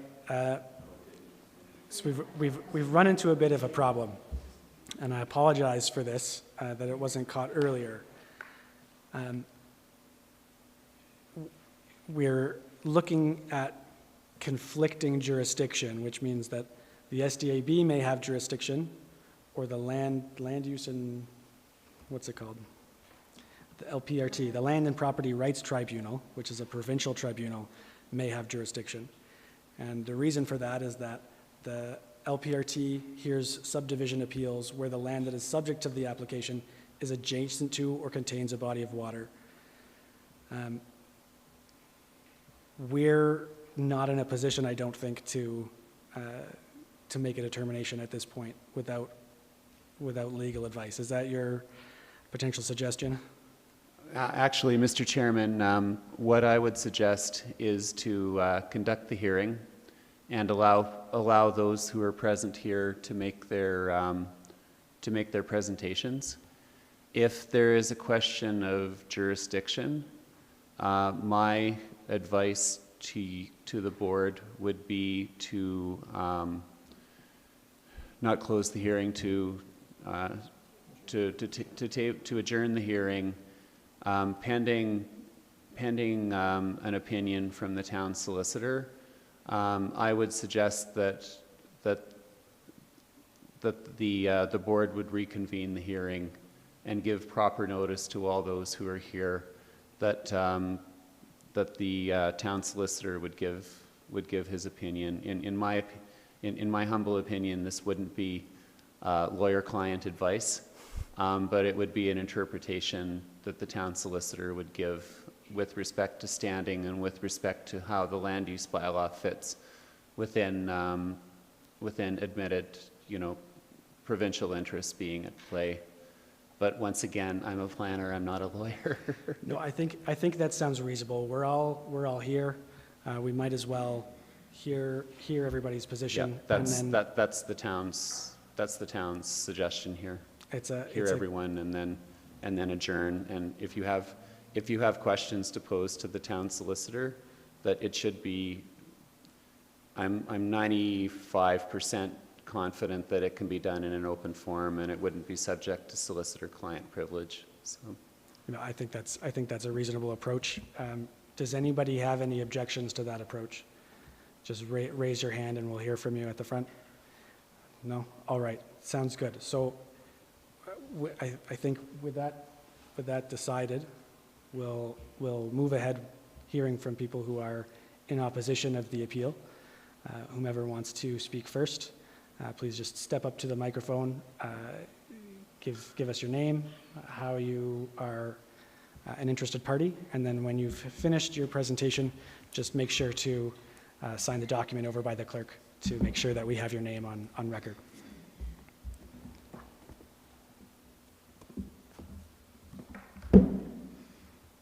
So, my name is Wendy Smith. I live at 802 6th Avenue, which is one side of the adjacent duplex, most closest to the old White House, so that side of the duplex.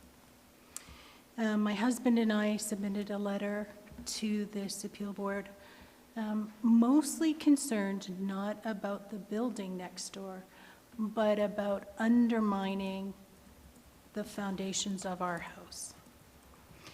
And in particular, the issue is that there is an active underground spring that feeds directly into Spring Creek and the pond that has not been addressed in the documents that we've seen so far. So what I would suggest is that I'd point to the EIS first.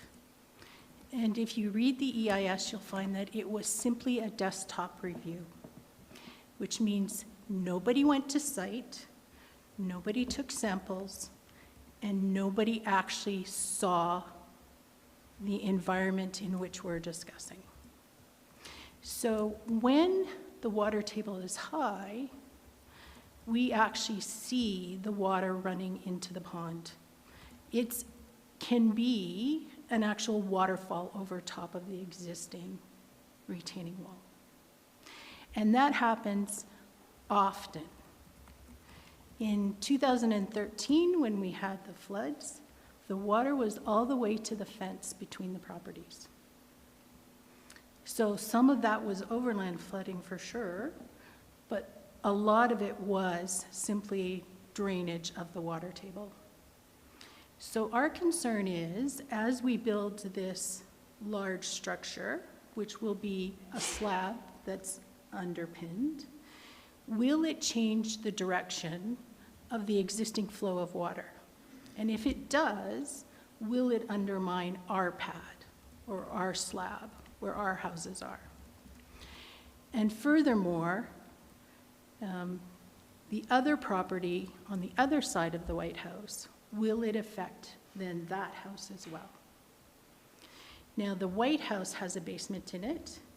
In 2013, it flooded all the way into the kitchen.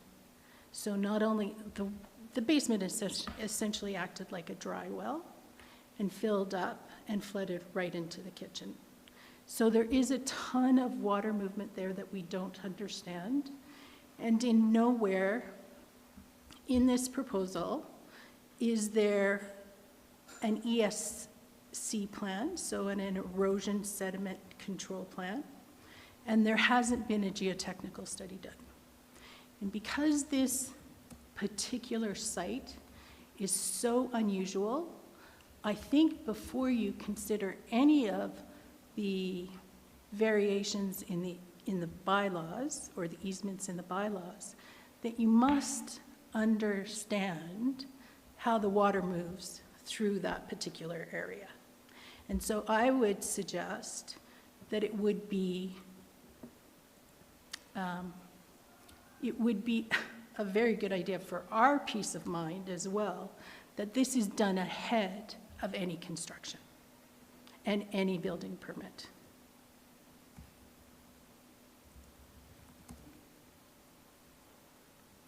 I think anything else could be construed as negligence by either the town or the owners of the property, which I would point out bought the land knowing the restrictions of the land when they bought it.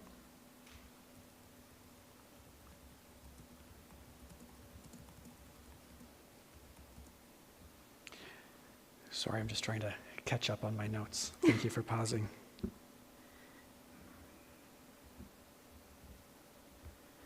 So I think it would be my position and my husband's position, without an erosion sediment control plan and a proper geotechnical study prior to approving the building permit and the easements that have, or the variances that have been asked for, that we would have to strongly object.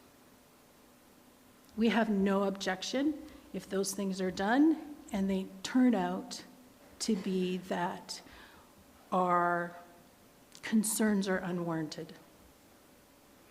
But based on living there for 13 years and the movement of water that we've seen through and underneath our property, I think our concerns are real. Thank you. Do you have any questions? Just a quick question for planning. In regard to her comments on the ESC, I could do that after. Yeah, let's wait for the no questions for you. Thank you. Thank you very much. Is anyone else present to speak in opposition? Please come forward.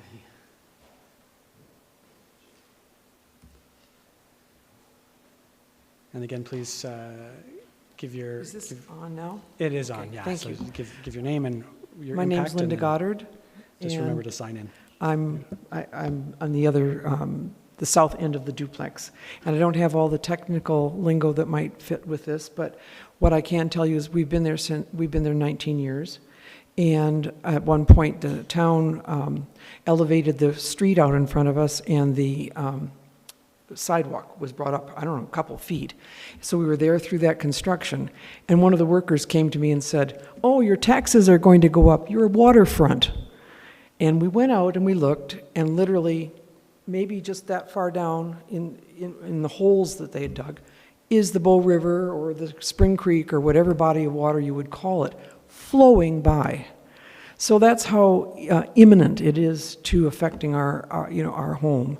And in that time, and I didn't bring the name with me, but the engineering department here, we worked so closely together, they actually sent me a Christmas gift. But they ended up having to come back because water was backing into our rockery that we have outside our door, and had to come and put in a drain, go install a drain, just because the drainage wasn't going where it needs to go any longer. So that's just a sort of layman's experience of being there with the water. The other thing is, we were here in 2013. I saw that water rise, and it was impressive, but not good. And all of the older properties, as I understand, that are in our vicinity, across the street from us and everything else, flooded. I mean, really flooded, like tremendous damage and having to reconstruct. And we were built in 2004. The other thing is there was I gather, it must have been a different engineering or architectural design company originally, and that fellow, I put it in my letter, I don't have the name at my hand, came and visited us as neighbors to say, we've got an intention of developing here, and I wanted to tell you, and I do respect that he did that. But one of the things he said was where the old White House is, that the foundations would probably have to remain in place because the waterway had made its route historically through this obstruction. In other words, I take from that, you don't go down there and just muck around. Things are happening, and the argument that a lot of the damage or change to this stream is historic and old doesn't make it necessarily still good, okay? And so what I'm hearing is that we'll have that retaining wall managed that was put in against probably all regulations now, but has existed, but that doesn't necessarily mean it's completely addressed the problems. And if I may, I had just two other points. One was on process here, which is I was asked to deliver a letter about this by Monday, but I couldn't access the information that I now have. The package wasn't available to me. So some of the things I was upset about, I don't necessarily embrace now, but I have an understanding of them. But that, I talked to Eric, and who very kindly, and Alyssa very nicely, but material wasn't available, so this short notice and not much, why would I come into this blind? Why wouldn't I come into it with as much information as possible? So I don't think that that's a very respectful way to manage it. And the other thing I have to say is there's never going to be a blank piece of land in Canmore that doesn't get developed. So I'm not just being a crank, like, how come I don't keep my open land across from me? And I want to address the designers and say I think that actually the building is beautiful and very interestingly composed. That's not the purpose of the hearing, but I want to just say there's the good and the bad here.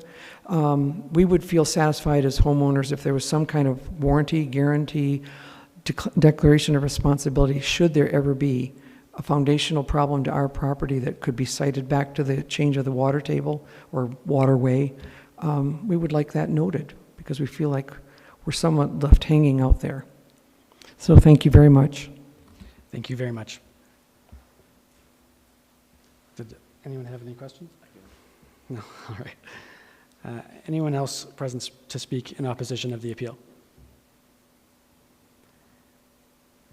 No? Okay. Is there any correspondence in favor of the appeal, Madam Clerk? Yeah, we received 2 submissions, and they are located on page 125 to 126 of the agenda package. Thank you. Is there any additional correspondence in opposition to the appeal? There are none.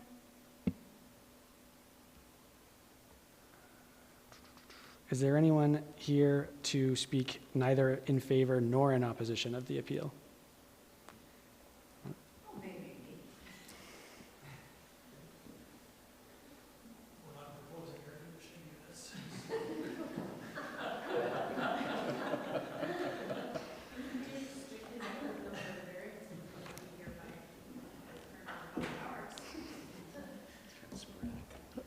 Legally, Elizabeth Pior, owner of the other property on the other side. I think they've done a lot of work into the design.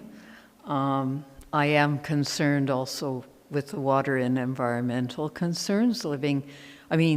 the part of Spring Creek that comes out by that retaining wall that's my property next door. I also have to have a DLO because I have a bridge on my property, which was seen when they did the investigation for this one. I do think Wendy's idea of, finding out the water flow. I mean, I have lived there longer than the rest of them. I've been there for 40-some years on that property. And we haven't actually ever had flooding from the creek. Environment is on my case because, we put the rocks, there's rocks along the side of the creek, which are part of my development problem now that they've been seen. And, I think we have to talk about how we mitigate some of these things, We don't need to fight about things. We just need to figure out a good way to make them work. And the retaining wall, I've lived in the neighborhood for 50 years. Retaining wall has been there in my memory. There used to be steps down to the creek from the property that we're talking about developing. And I really like the work that has gone into this proposal. I think it's very thorough, but I do think that the water table thing is that missing piece that we need perhaps to look at. And I have no problem with the design. I have no problem with the setback from my property.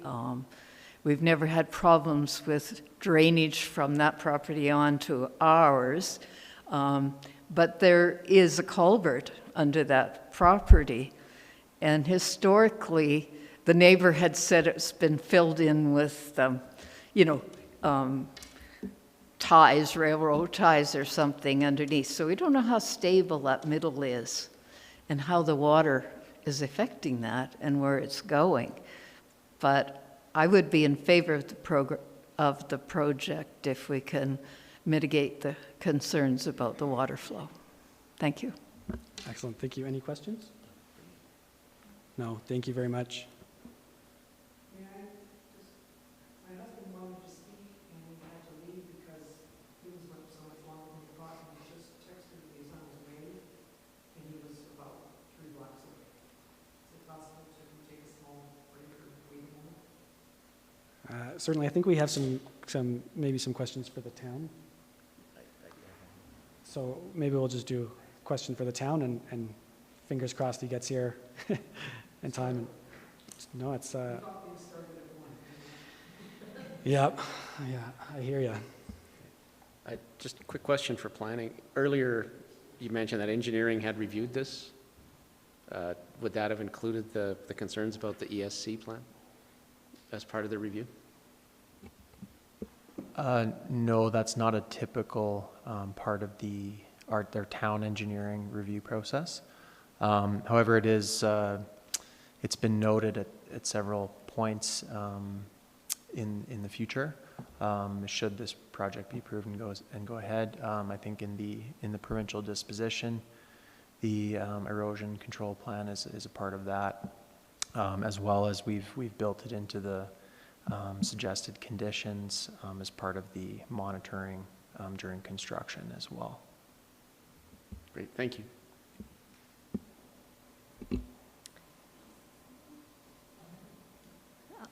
I'll make my comment and then I'll pass it back to the chair if that's okay. Can you, I think just maybe for the benefit of everyone in the room, including myself, walk us through the process of when these specific engineering documents are acquired, when they're assessed, and when somebody is allowed to build? So addressing things that we heard related to, the wall, the geotechnical, the aquifer, et cetera. So specifically, I think we're talking about geotechnical. It seems to be the primary concern at this point, and admittedly there was not geotechnical consideration in the EIS, from what I could tell. It is a standard part of our building permit process. The geotechnical report, including foundation recommendations. It would be an option for the board in this case, and as the residents noted, this is a unique lot. Perhaps moving that part of the process, the submission of that particular report, into the development permit rather than the building permit stage. But typically it is not required at this stage, but it, given what we've heard today, perhaps it is warranted.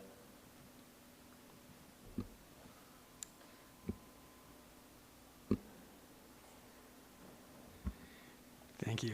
Ms. Smith, you had something else to say? Perfect.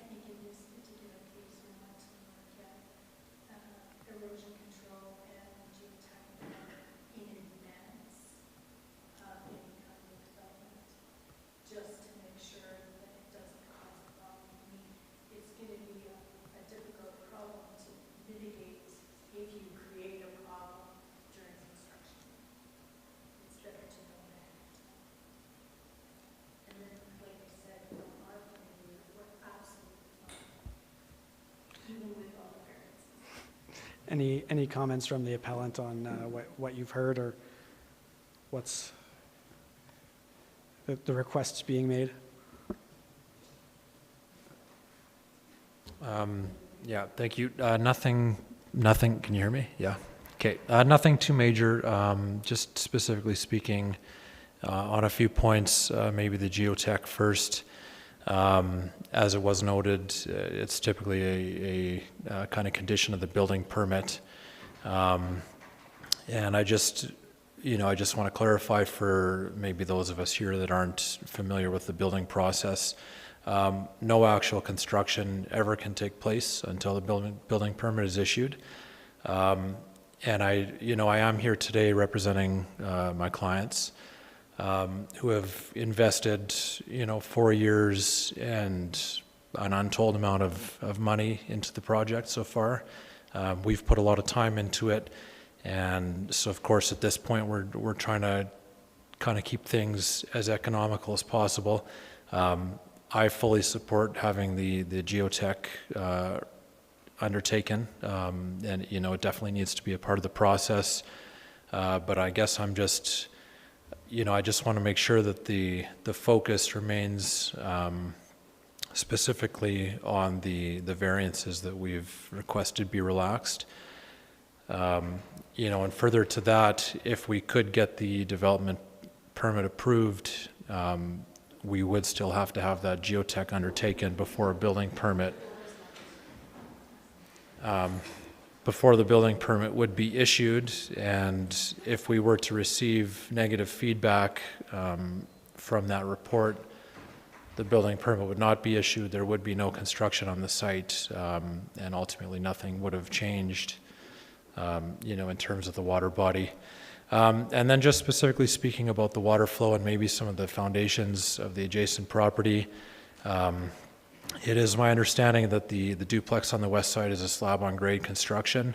I can't speak specifically to how that particular build would have been done, but I know other projects that we've done in the immediate vicinity, even a few blocks over that have a high water table, there still can be, 8 to 10 feet of excavation that occurs right down into groundwater, and then they backfill it with 4 or 5 feet of gravel, pack all that, and you've still got a 4-foot frost footing and foundation system there, which is then backfilled again with gravel, and then the pad is poured. So I think there might be a bit of a misconception as well that a slab-on-grade construction is simply a slab that's floating, on top of a kind of underwater creek or whatever exists in that site, and I don't think that that's entirely accurate.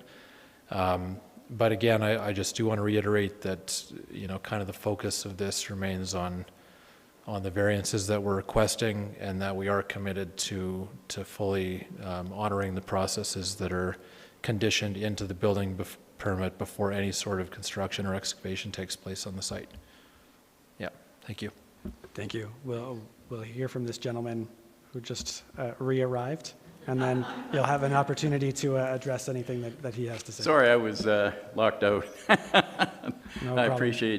appreciate you waiting for me. Thanks very much. So just your name for the record. and I'm then- Dune Wilkins. I live in 638 7th Street, and the property in question is 634.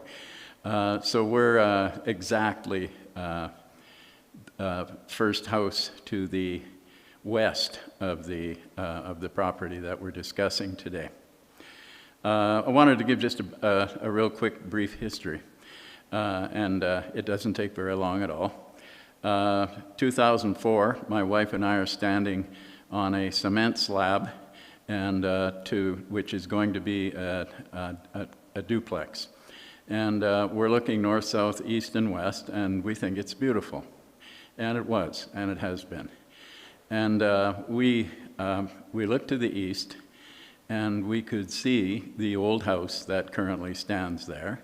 And as we looked at it, we inquired with the town, what's the circumstance with, like it looks like a tear down, even back 20 years ago, 19 years ago. And when we came to the town informed us that, no, this is sacred ground here.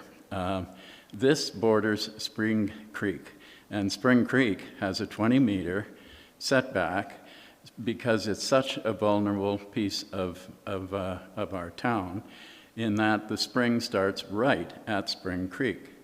In the time that I've been there, I've seen Spring Creek go dry once, where it was simply dust and there was no creek.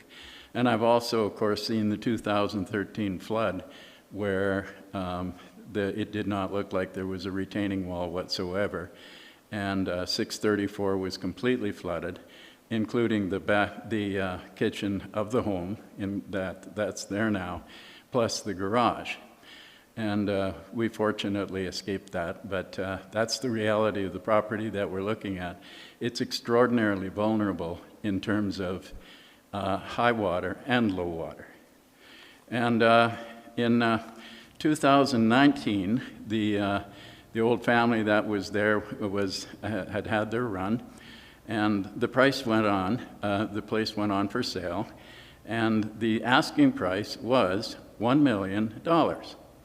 It's a valuable piece of property, but and we kind of kept watch to see that perhaps we know about these setbacks and that sort of thing, and each person that showed up wasn't going to pay $1 million for a piece of property with setbacks. The price began to drop. The price went down almost 50%. How and when have you ever heard of prices going down in Canmore, let alone for 50%? Somewhere around $575,000, I think, is where the Cedos landed when they bought the place. They bought it with the understanding of these setbacks, and the one piece of property that's there is grandfathered so that it was just built before the rules were made.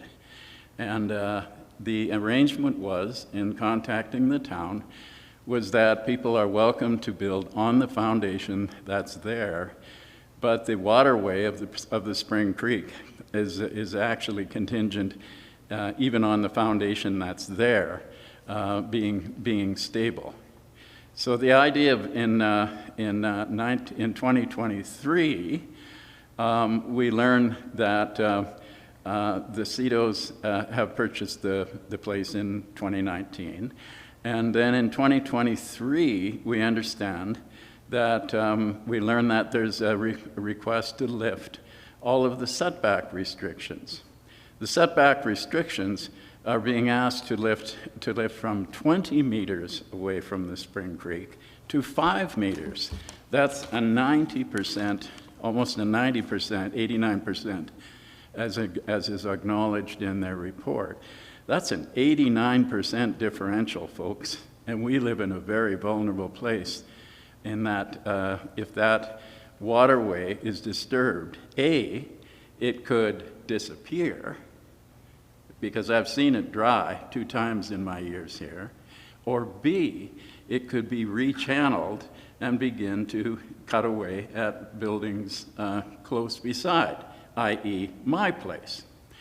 So I'm concerned that when a person buys a property and is told that there are these setback arrangements and that it is a very vulnerable piece of property, that somehow a request to alter the rules based on a report which came out the same day to us that we were allowed to lodge a complaint about this. We haven't had a chance to really analyze and see this report in depth, but I have had a chance to look through it, and am quite surprised and shocked at the degree of the setback shifts. A 90% change in the rules. I mean, sometimes you can see somebody wants another half a foot or a foot or something in terms of their building because of special needs. But we're looking at massive changes in the rules simply to accommodate the building of a fourplex. And I know that there's a push now for housing density, and I understand that. There'll be 2 rental properties, in the new structure and that sort of thing. We're to go ahead, but we are toying with it's not fire, we're toying with flood right now. And so my premise is that moving fast and breaking things ain't always a good idea. Think about this Ocean Gate implosion that occurred yesterday. I mean, it isn't quite as serious as that, but when things go bad, they really go bad when you're messing with the environment and when you're messing with a volatile, very sensitive spring. And it is exactly that. They are going to create and lay down the various, they're going to do their best at accommodating for this, for the spring. But these are massive changes. These are massive changes. And I urge you to think about them, because we're all familiar with sinkholes and that sort of thing in our own town. And these things happen. And there's about a dozen or so residences along Spring Creek, people who bought property and who said, I love having a piece of property beside a stream. And they may well have a piece of property beside a ditch full of dust. This sort of thing happens. And so I urge you to reject the request. Unfortunately, I think they're good people, I've met them, but this is too dicey. And number 2, if it is approved, I would really like to see some guarantee from the town of Canmore and the Zito family, I'm not sure, but to fully be responsible for the costs and the damages if my hunch is accurate and something goes wrong, because something could well go wrong in this circumstance. So thanks for hearing me out, but that's essentially my piece on it. I would like to have us have rules that are honored, for goodness sakes. We can't, and when it comes to safety, and when it comes to this type of thing, and environment, I think sometimes that we have to take a second look at this idea of high-density rules all. Thanks. Thank you very much. Any questions? No, thank you. Thank you very much. Thanks. We'll hear from the town if they have any corrections or clarifications they'd like to make. I'm sorry. Oh, no, talking to the town. You are good. Thank you, Mr. Chair. I won't repeat myself too much here. Regarding the concerns of the previous speaker, which were touched on by other previous speakers, we, as a town administration, we rely on professional reports to judge whether these type of projects are feasible, reasonable, practical, the risks associated. In this case, the environmental impact statement is providing a positive recommendation on this development from a qualified environmental professional. So there is that kind of assurance on this proposal as well. That being said, as we've heard today, there is perhaps some further geotechnical investigation, which would be prudent to advance to the development permit stage. You can see we've built a number of conditions into our recommendation that, the prior to full release of the development permit, that kind of thing, submitting reports to the satisfaction of the town. So that would be an opportunity for the board to add an extra level of caution, of due diligence to address the concerns raised today.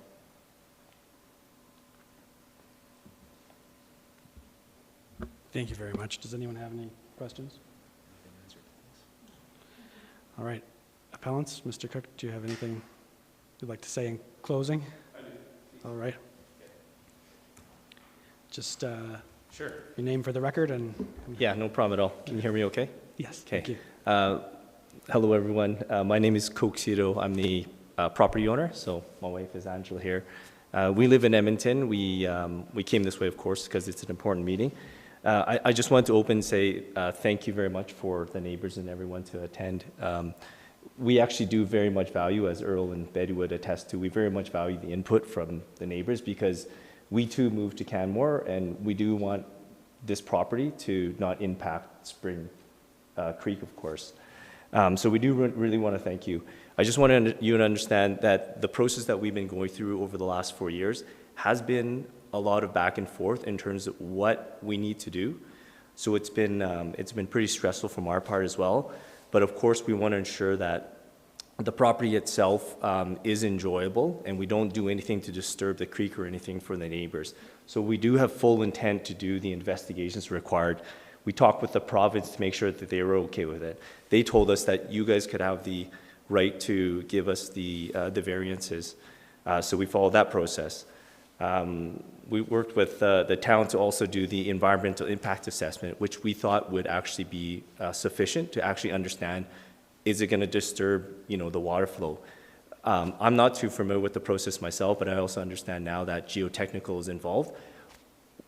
There's an expense to it. We're happy to do it because we still don't want any changes to the creek. We bought the property because of the creek. You're correct that we bought it for $575. You're correct that we got a probably 50% discount in it. But the part that you might not know is that we also did our due diligence before as well. And we were told by the town as well that we could probably build on top of screw piles and that would be sufficient. And we would also be able to get the relaxation. So I don't want you to think that we just took the risk. We actually went through our due diligence to make sure that we could build the property the way that we want to do it without disturbing anything as well. So I do agree with our representative, Vincent, that if you could look at the case that we do the geotechnical as part of the development permit, I think that would be appreciated. The variances themselves are because of the limitations of the lot itself, which we do have the town support on and stuff like that. But if the geotechnical will serve to show where the water will flow differently or not, we're happy to do that. So again, I just want to thank you for listening to our story and thank you for our neighbors for paying attention. I wish we could meet each other in different circumstances. We do not take any of this stuff personally, so we're happy to hear your input and stuff like that. We definitely do not want to go to the same appeal that we had before this with over an AC unit, but that's where we're at right now. So thank you very much. Thank you very much. Does anybody have any procedural concerns other than timeliness of receiving the package regarding this appeal that haven't already been raised? Well, all right. My script tells me that this is concluded, but obviously we need to seek some legal advice regarding our jurisdiction. That will be a preliminary matter in the decision that we make.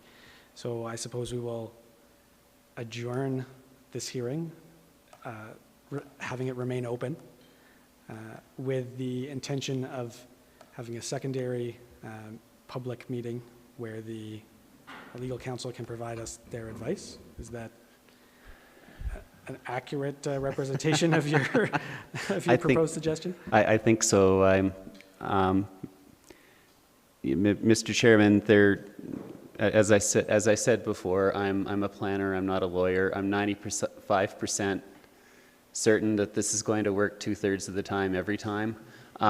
There may be the possibility that the town solicitor may consider this a matter of solicitor-client privilege. So before you hear from the solicitor, and this is just to give an advisory to everyone who's in the room here today, that the solicitor may advise, for his advice, that the board go in camera at this point. So I'm raising the possibility that may be. I don't want to put words into Mr. Driedzek's mouth. I haven't been successful in doing that up until now. I'm just saying that, you know, you adjourn the hearing, you keep it open. There may be a requirement that it has to go in camera, which means that everyone leaves the room except for the three of you. So for a Friday afternoon, that's the best I can do. Yeah, best any of us can do, I think, at this point.